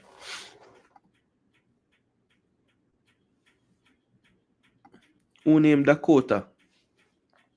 Dakota not for playing on my side. Cass and Eric can't run. Okay. Two of them can't run. Yeah. True still. But it's not like you guys need to be having... So it's good to have a few runners still. Wait, say Garnacho too young for tired. Oh, Dallo for playing on your side. Yeah, I heard a lot of United fans beating him today because of the miss. Or maybe not just because of the miss, because he just never played that good. But I don't think he was that bad today, to be honest. Yes, he had a terrible miss. But, man still get a 7.3.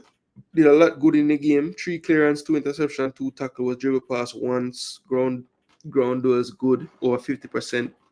2 for 2 aerials. 77% had 3 key passes on the day. Did have a cross completed, 1 for 1 dribbles, but did have the big chance miss. So 7.3 with a big chance miss. He played well. Didn't play badly. I don't know why he was getting so much beating today. I saw a few people saying Dallo not good enough and Dallo not good. Dallo been one of your most consistent players for the last season. Definitely last season, he was one of your best players. To me. Maybe I'm just giving him too much praise. I don't know. But I remember him being really good last season, to be honest. Boy, Ten Hag, it look like you want to take the race, because this could have been classified as El Sakio game. both coaches struggling so far this season to get anything done.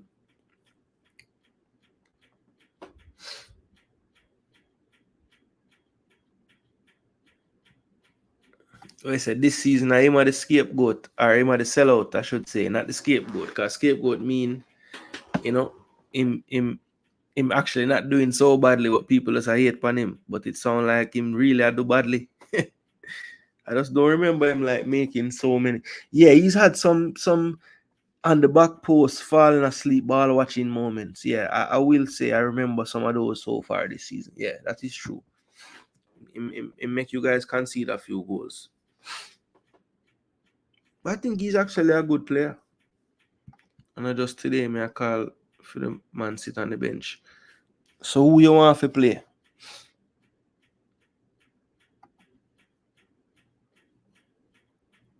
No one can blame the coach for the game today. That is true. Ten Hag just move up the power rankings. Where say the power rankings for the El Sakin?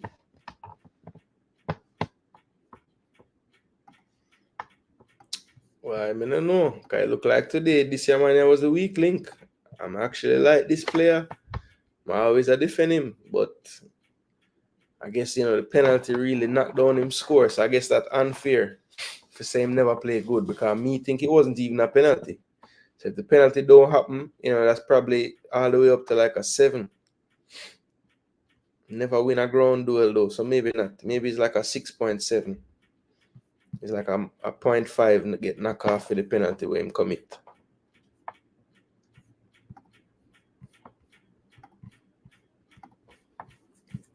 But yeah, the licked. Never do none. One penalty, right? We never think was 3 or 4 over 5. Only lose possession twice. Out time touch them 98%. So very good on the ball as usual, but defensive wise, got beat twice and was deemed to have given up a penalty. So yeah, I don't know if Dallo was the weak link today. He just did some foolishness with his chance.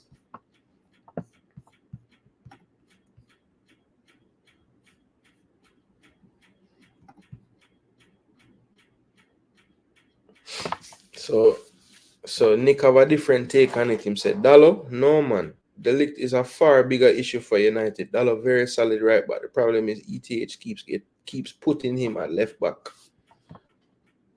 Alright, you want me look upon Dallo game? So fan give up, The man say, yo, Dallo had the problem today. Alright, let's look upon Dallo game. So this is him down the right flank for the day. 90 minutes played plus injury time. Expected goals really high. Of course, that was the big chance that he had from close range. Missed it high. Went for power for no reason. 3 clearances, 2 interceptions, 2 tackles. Was dribble pass once. Was 4 out of 7 on the ground duels. 2 out of 2 on the aerials. Had 74 touches. Lost the ball 16 times. 77% accurate passes. Did have commit 1 foul, was foul once, had 3 key passes in the game, 1 of 2 on the crosses, 0 for 1 on long passes. 1 shot off target was that costly one. He had 1 dribble attempted and he was successful, and he did miss the big chance that went off target there. So 7.3 overall. As I said, not a terrible day, You guys just want to find somebody to beat.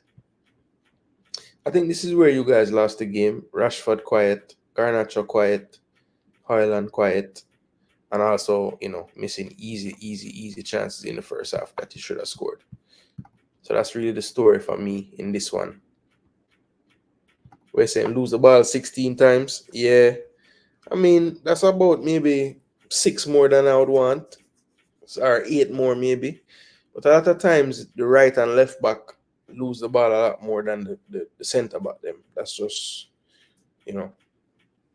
less space, close down faster, getting the ball under pressure more so than when the CB would have it. So a lot of variables. Typically, when you look at the right and left back, they're going to be, if they have over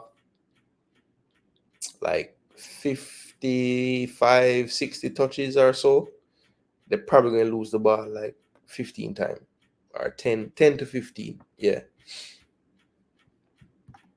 Because it's just, tighter space when they receive it.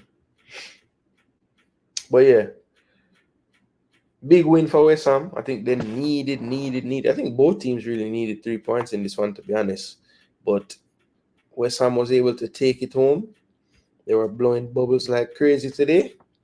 And yeah, big result for Lopetegui. Maybe bought him some time. And Eric Ten Hag, United brass, just know say him are the best manager and can have. So don't bother think about changing him. All right? Yes, thank you. Now the last thing we're gonna talk about, or the last game we're gonna talk about today, is the big one, people. Arsenal versus Liverpool. And as you can see on the screen, this one ended 2-2. It was a very, very good match. For me, it was a tale of two halves. I thought the first half, Arsenal domination, really good performance. I was talking to some friends of mine during the game, and I was saying, boy, to me, it's the best performance I've seen from Arsenal in a half.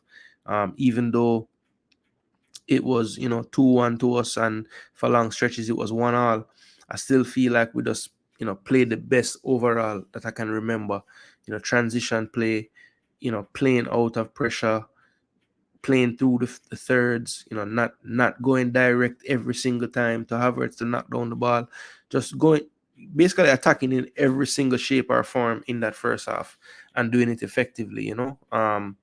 Really, really like what I saw in the first half. The second half, as I said, Taylor two halves. I didn't really like what I saw in the second half, if I'm being honest.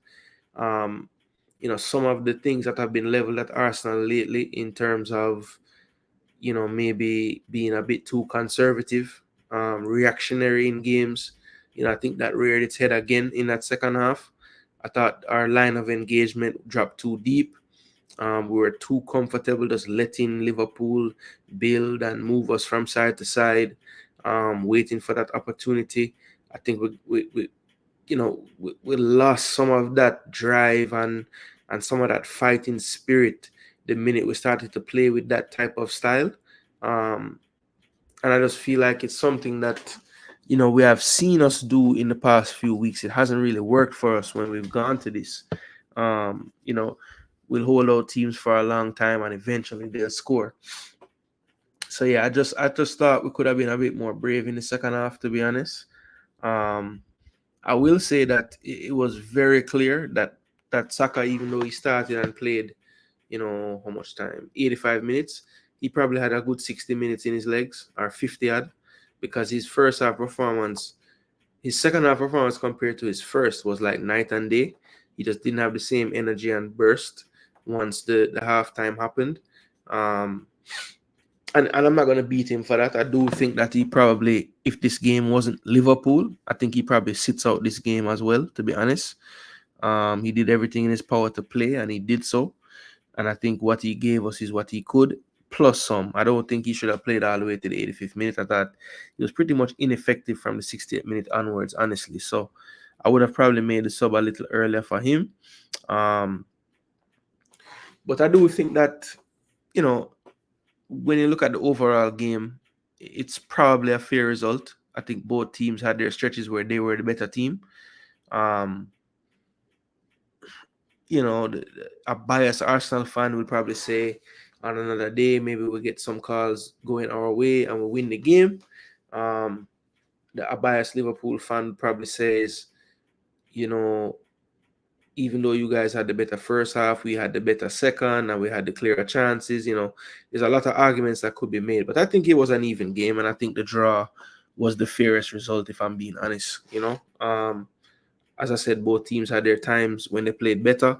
I think that Arsenal's best stretches probably edged Liverpool slightly for me, but I do think that Liverpool did enough to at least earn a point in the game for sure.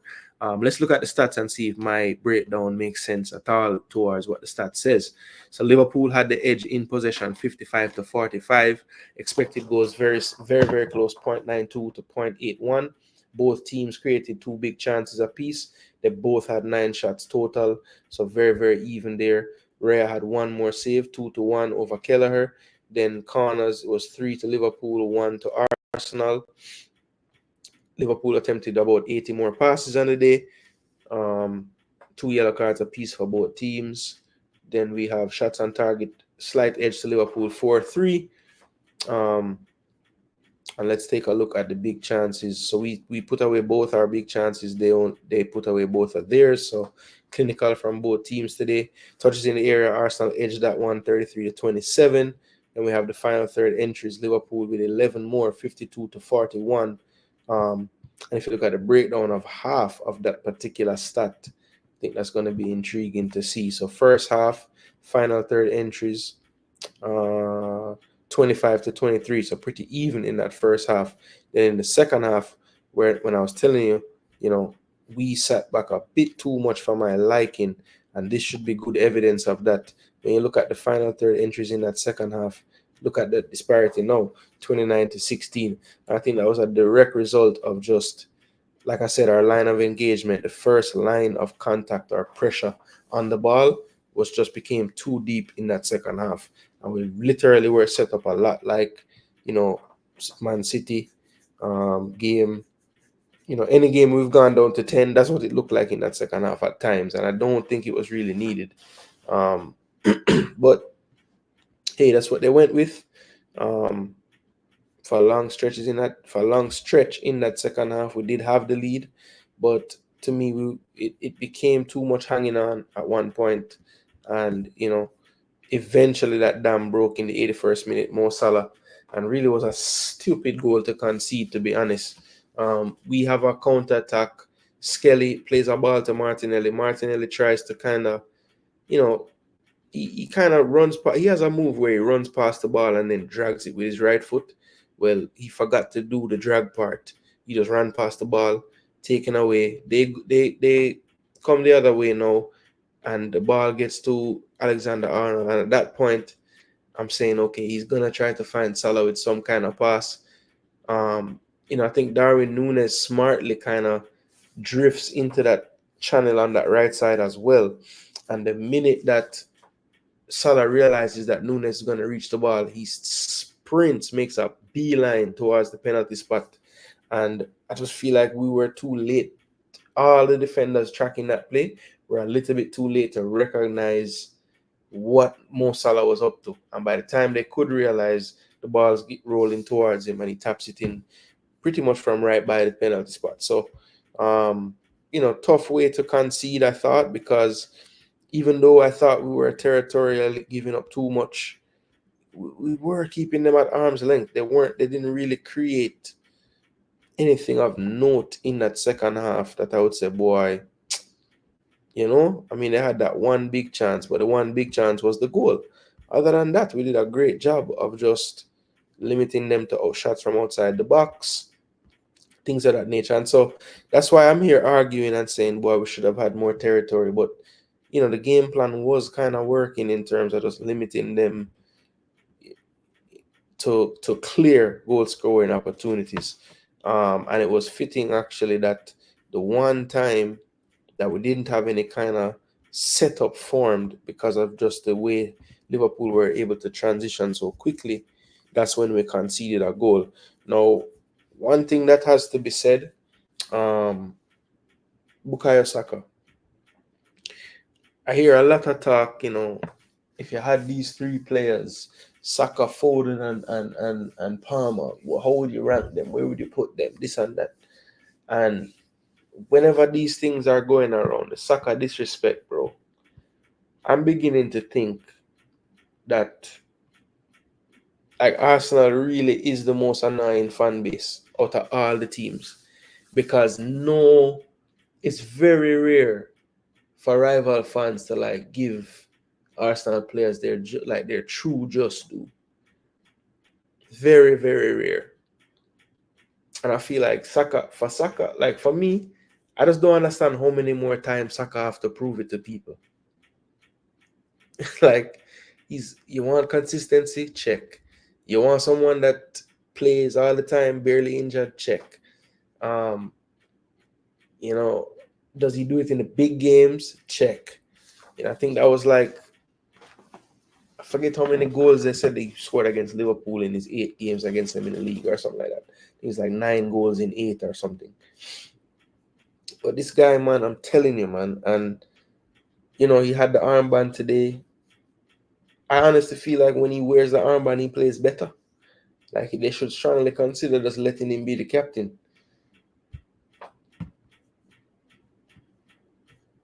But yeah, brilliant first goal. Benny White getting the starting centre back for Saliba. Good ball over the top. Robertson pretty much matched him or caught up to him by the time he got into the box. But the way how he was able to cut back Salad Robertson, give the keeper the eyes to the far post and smash it near post with some height. Brilliant, brilliant goal by Saka there. I thought at times in that first half he was pretty much unplayable, just kind of toying with Robertson over there. And as I said, about 50 minutes or so, 55 minutes, you could see that he just didn't really have much left in the tank to play with that same intensity that we saw in the first half. So I was surprised that he didn't go to a Jesus or to whoever he was planning on taking him off for earlier, just to freshen things up, because I just feel like we could have done some things differently to maybe make sure we won this game. But it was a tough one. Now, let me give Liverpool some credit. All right. So, Liverpool basically were under the cash in the first half for most of it. Yes, Van Dijk got his goal, but I think that goal was sandwiched around 2 really good spells for Arsenal. You know, the early part of the game where it was a little even, like right at the beginning. I think Arsenal took a little bit of a forward move, and then Saka got the goal. And then after we scored, you know, I think I would say that first initial maybe 10 minutes or so was really good for Liverpool after we scored. And then that was culminated in the goal from the corner from Van Dijk. But I think the minute Van Dijk scored, it went back to, you know, Arsenal kind of dominating for the rest of that half. And then we got the goal towards the end of the first half. Mikel Merino scoring his first goal for the Gunners in this one. And then, you know, as I said, second half, just like a different team came out. We were so passive, you know, just sitting deep right on top of the 18. You know, Havertz and Trossard just couldn't coordinate any kind of pressure before they would break the first line. And then the minute they broke that line, we would just retreat all the way back to our 18-yard box, which I just thought was a bit of a, you know, too defensive tactic for me on the day. Didn't really like it.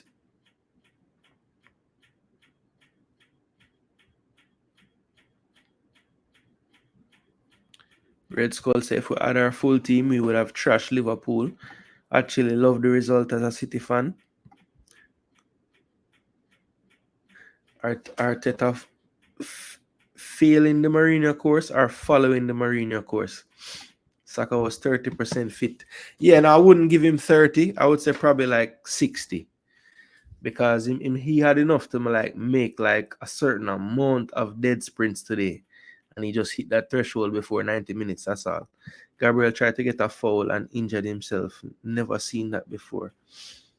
Where it says him kind of putting foot in the way to get fouled. Yeah, I think that it won't be so bad, you know. I think it's more of a bruise injury. So the pain was just too much to play through today, but I think it will swell up maybe. And we have EFL Cup weeks and probably give him the rest anyway. And I would assume he'll be okay for next week, to be honest. Bless up, Sean. Liverpool defense was poor because we were pulling them apart.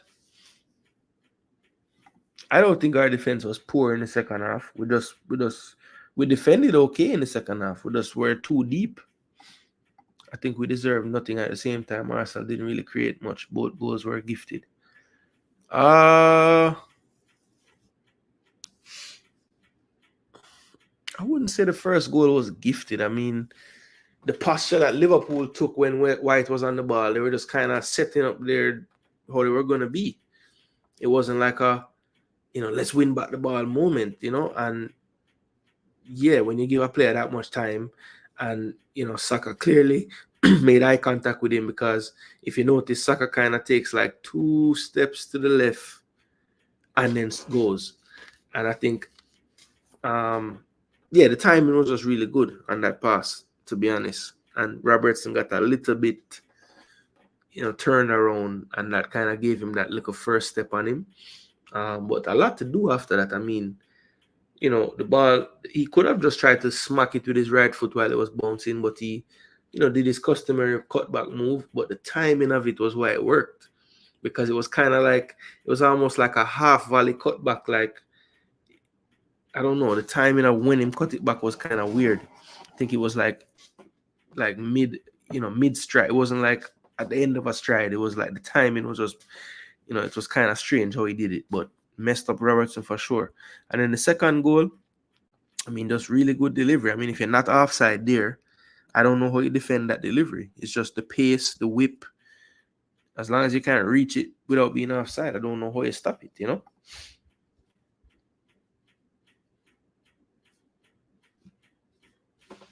Highly rated, but he was shite today. Oh, you think McAllister was shite today? Maka is not highly rated. 6.5 ain't high. That's like, average. He didn't like the adjustments today. I was a bit surprised that he stuck with Curtis today and didn't go back to like the three in midfield he's been playing, the Soboslai, McAllister, Gravenberg. But I mean, Jones has played well against us in the past. Maybe that was a reason why, I don't know. But I was a bit surprised by that, to be honest. Annoying is true, because we just overhype every baller after 2 good games. But Saka is the truth. Yeah, but that's the thing, actually. I don't think that we even overhype ballers per se. I just feel like we have a really big presence online and people just put out their content, and just happens to be so many Arsenal content people.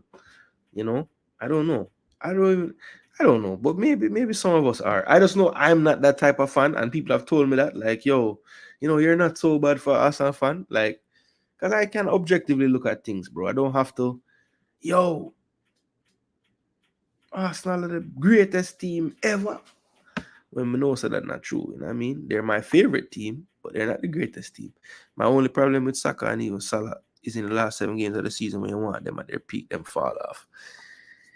Yeah, that's a tough thing. That is one thing that I cannot refute, actually. In the last 3 years, Saka has been incredible. And his numbers, his goal contributions taper off right at the end of the season. So yeah, I can't, there's no argument there. Yeah, man, Robertson, him not gonna want to think about this game for a while. Okay, failing. Yeah, I figured that's what you're saying.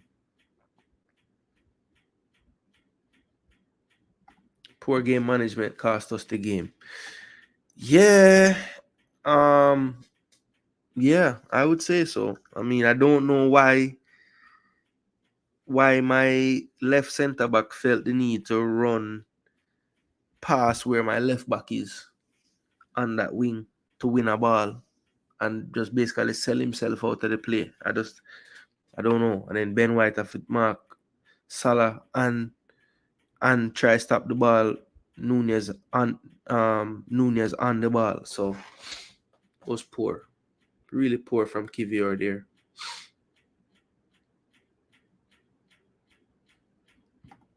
Oh, not his sofa score for the match, generally speaking. Okay, cool. Could be. The fact that it exists and is the most popular one.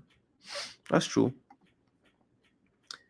Based on the first goal, Van Dijk should have go across to help Robertson, like I seen him did in a play in the same game today. I don't think Van Dijk had the time. I think when that ball mashed up the other 3 defenders so bad, the only person that was ready to run with Saka was Robertson. Nobody else was. By the time Saka reached that ball, it's just him and Robertson there. Van Dijk, it could have been Usain Bolt. He ain't getting there before he shoot that ball. Timber could have played for Curacao. Well, I'm glad him play for Netherlands. I want him play for Netherlands right now. But yeah, people, this game, Madness. A madness, you know? Mad piece of game. So yeah, major talking points in this one. Some people say, boy, Van Dijk was lucky to escape punishment early. I don't agree there. I think it was, good that the ref just gave them a talking to in that moment. But I think probably the biggest, maybe weird call for me today. Well, there was a couple. There was one in the first half where quite clumsily I thought Konate was deemed to have won the ball from Martinelli in the box. Now the play culminated in a shot over the bar by Havertz, but I don't know why that wasn't looked on, that challenge. I thought Konate was out of control. He went to ground. He didn't have the angle to go to ground the way he did and not make contact with the player. But it wasn't really looked at after that, I don't think. And then for me, the goal that was disallowed in injury time in the second half, I think Jesus ran in and tapped it in. They call a foul initially on Kivior for jumping to win a header. And I'm not really sure why the player was just given that foul, because Kivior jumps and he out jumps the player. Now, for leverage, he has his hand kind of, a bit ahead of him just to protect himself. And I'm assuming that's what Taylor called the foul for, the hand, I guess. Because to me, the player that he out jumped just jumped, and when he couldn't reach it, he kind of does this and ducks down, and Kivior ends up going over the player. So I don't really know why that was given as a foul. I don't know why Kivior doesn't have the chance to just jump and challenge for that ball and eventually win that ball. But yeah, it was a strange one. It was a strange one, and one that I thought would have went to VAR because it ended in a goal. I heard Taylor saying mouthing with his mouth, but I have blown the whistle. So I guess the Liverpool players, they couldn't have looked at it and VAR because the Liverpool players would have stopped at that point. So I don't know. I thought that was a strange play. I thought it was a quick trigger on the whistle. Didn't really think it should have been deemed a foul. I thought it was a clear challenge. He just wanted that ball more, coming at it from a better angle, running at the ball as opposed to standing up underneath it, so he has more momentum to jump and win it. So yeah, I don't know. I thought that was a quick trigger for the foul, but hey, to all of them, I mean, the stats are very close, so it's not like we dominated them in any way. So 2-2 was always a possibility. Yeah, man, I saw his twin brother playing for the Netherlands the other day without him because he was injured. Quentin. I say AFTV and the real fans, them all play them part. Understandable still. Yeah, Liverpool couldn't break us down, so that break was the only way they could. That is true. And to be honest, that we had been breached a few times before that play wide, but we were able to control how we transition and keep our, every man stayed in their space that they need to cover. That was the one play where one man leave them space. Give your run gun in a left back space, leave the middle. We hadn't done that yet. Because even there was a play before that where the ball play over the top and Nunes run it down. But we got back and we got our shape and we stayed in our shape. This time we're chaotic. So you're right. We basically gave it to them. But yeah, really good game though. I enjoyed it. I think tactically it was brilliant. I thought Slot did tweak a few things in the second half to kind of give them a little more control. But I think the main reason why they gained control was because of the way we started to play. They grew in confidence. Yes, they didn't create anything, but it just was that mental aspect of it. Like, you have the lead at home. Yes, we want to keep it and everything, but come on, guys, we're at home. Let's at least still try to keep the football. We started just clearing the ball, resetting the defense again. I mean, come on. That can't be the default thing we're going to do every time we play a team and have a lead. If it's a team that's a really good team as well as us, like, no, we need to not go overboard with that tactic. You know what I mean? Yeah, we need to not go overboard with it, man. Stay the same course. All right, people, that's all 9 games of the weekend. Of course, the Friday game we already discussed, so that wasn't discussed tonight. So let's jump right into the last few topics of the night. We're right at the 2 hour mark. So everybody in the building, respect for still being around. Thanks so much for viewing. Smash that like button, share, and subscribe. So the first thing I want to do, people, I want to show you guys the standings for this week. So we have the prediction standings. So this is the standings for the week, people. My Sports World Hot Chili, myself, Richard Edwards, all 5 and 4. Richard Edwards with a tiebreaker, 2 correct scores. Nitro and Nick, neck and neck for the championship this week. Nick gets the tiebreaker, better goal difference. 3 correct scores to just 2 for Nitro. So Nick has been donkey of the week. I want to say once, maybe twice this year.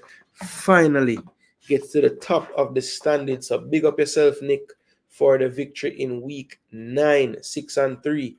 Imagine if you had just picked a proper result and not gone for a Liverpool win at the Emirates like a real creep. You would have gotten the 7 and 2. But luckily for you, you had 3 correct scores to Nitro's 2. So you got it this week. Now, drum roll, people. The donkey of the week, or should I say, this week's donkeys, because you guys were fighting it out to come last. And it's 3 people this week. So it's going to be Duke, a former champion, back to his rightful place as a donkey. Avis, you need to pick it up, my friend. This is twice now you have been on this list that you want to stay off of. And Fana Minot sent in his picks late. Maybe he should not have sent them. 3 and 6 for all 3 of you. I couldn't even break the tie. You all wanted it so badly. You all had 1 correct score. So I could not even say it's just one of you. So all 3 of you are donkeys this week. Yes. Sorry I had to highlight you guys in this manner, but the standings don't lie. I just put them on screen so people know. All right? So big up to everybody that participated. The game is growing week to week, and we really enjoy the interaction. And it's just a nice way to have some more bragging rights. Who don't want to brag about everything? So that's why we started this, people. We want to make sure that we have an interactive game everybody can be a part of. And we definitely really love the fact that people are enjoying it and playing along. All right, people, now, the last thing I want to do before I get out of the building is just check in with my FPL. I have not even looked at this from day.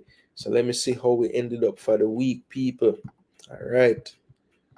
As I said, in the FPL traditional game, I'm in only one league. I'm in the I Am Sure Sports League. So big up to Manning's Man and everybody else playing in that league.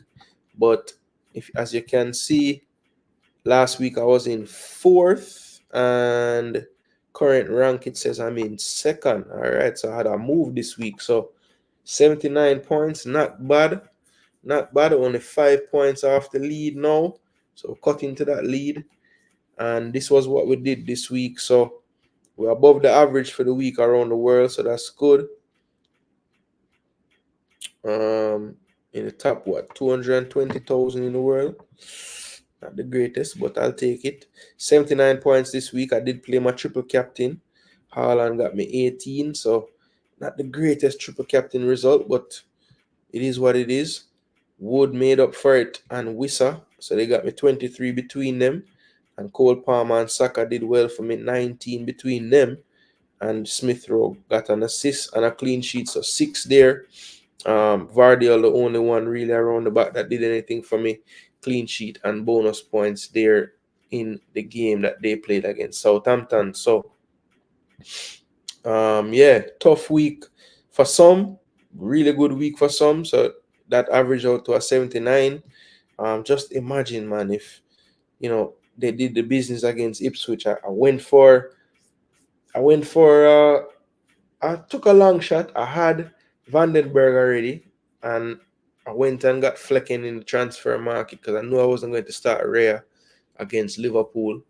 I didn't want to double up in the back line with Gabriel and Raya, so I wanted to. I think I had Leicester's keeper, Hermanson, but I got rid of him.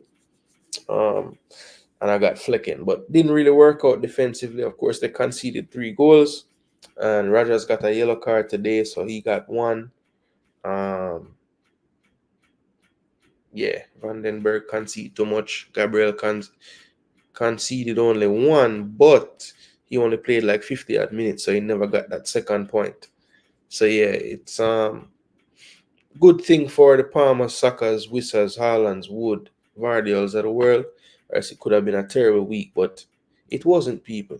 Good week for me. So we'll check back next week after I set my lineup and see how we do. Now, in my 2 draft leagues that I'm in, this game is a little different. You pick your own team and only you own the players you own. So in one of them, I'm in first at 42 this week.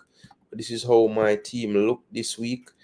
I did the same on the back line, load up the Brentford players just for them to give me 1 point each. I picked up Young in the transfer off of waivers. Nobody had him, so I picked him up. I think Everton is a streaky defensive team, and right now they're on a hot streak, so I'm going to go ahead and utilize one of their defenders right now. And then Luca Dean, was able to get the clean sheet before he left the field of play, and he was the second best player in terms of the bonus points. So he got 5 plus 2, which was 7, so good there. Salah having both of my draft leagues, so didn't really want him to do well this week, but he did. So I'll take the 10 points in my fantasy league. And then Cunha was the only scorer on my front line this week. Havertz, Solanke, Semenyo, Johnson, Damsgaard, all blanked. So nothing there. So eked out 42 points somehow in this one. Let's check my other draft league I'm in. Pickpocket FC. I'm in first here as well. And in this one, I got 52. So a lot of the same players. Young and Dina, have Gabriel in this one, have Hermanson in this one. I had Henderson on my bench, which hurt a lot. Had a clean sheet, bonus as well, and a save bonus point. So 8 points for him compared to the 1 for the guy I started. So that hurt. Buonanotte was a pickup in the in the week. Didn't give me anything extra. Eze, almost got rid of Eze. Like I was so close to get rid of him. But I say, you know what? He still has good metrics in terms of shots and creation and everything. So I'm not going to get rid of him. Kept him, gave me an assist and a clean sheet bonus for the 1. So that's 6. Salah having both leagues, as I said. Have Cunha in this league and I have Welbeck in this league. So I got a little more out of the forward line in this one. So that's why in this league I got about 10 points more than in the other one. So first in both leagues in the draft. Second in the fantasy league I'm in. And I think if you are wondering, people, I am second out of 23 players in the fantasy league. So it's not like it's just 4 of us or anything like that. And only have a 5-point gap to first place. So yeah, man, big up to everybody that tuned in today.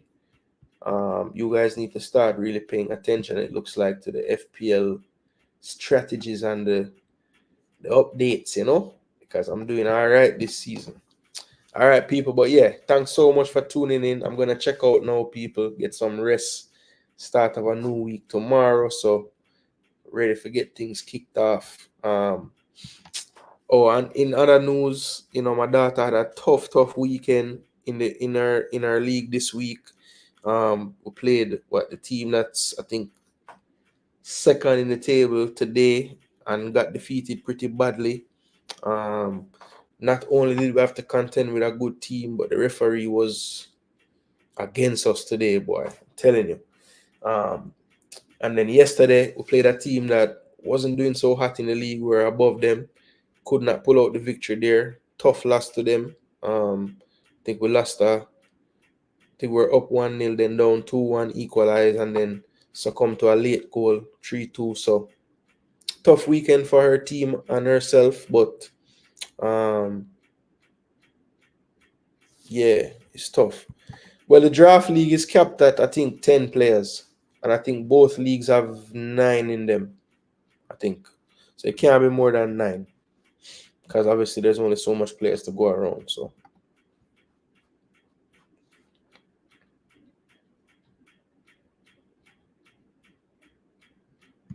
Yeah, man, Dre. This week we're going to do a a Reggae Boys recap show where we talk about players who made the last squad, what they've been doing, players who have made squads previously, fringe players, just trying to keep up with what to look out for. So yeah, man, just look out for that content sometime this week, Dre. One night this week, we're gonna do the full breakdown of all the players and what they've been up to. They say I blame Villa for this.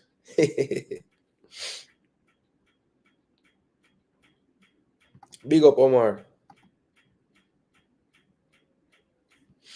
All right, people. Them time now, I gotta sign off for the night.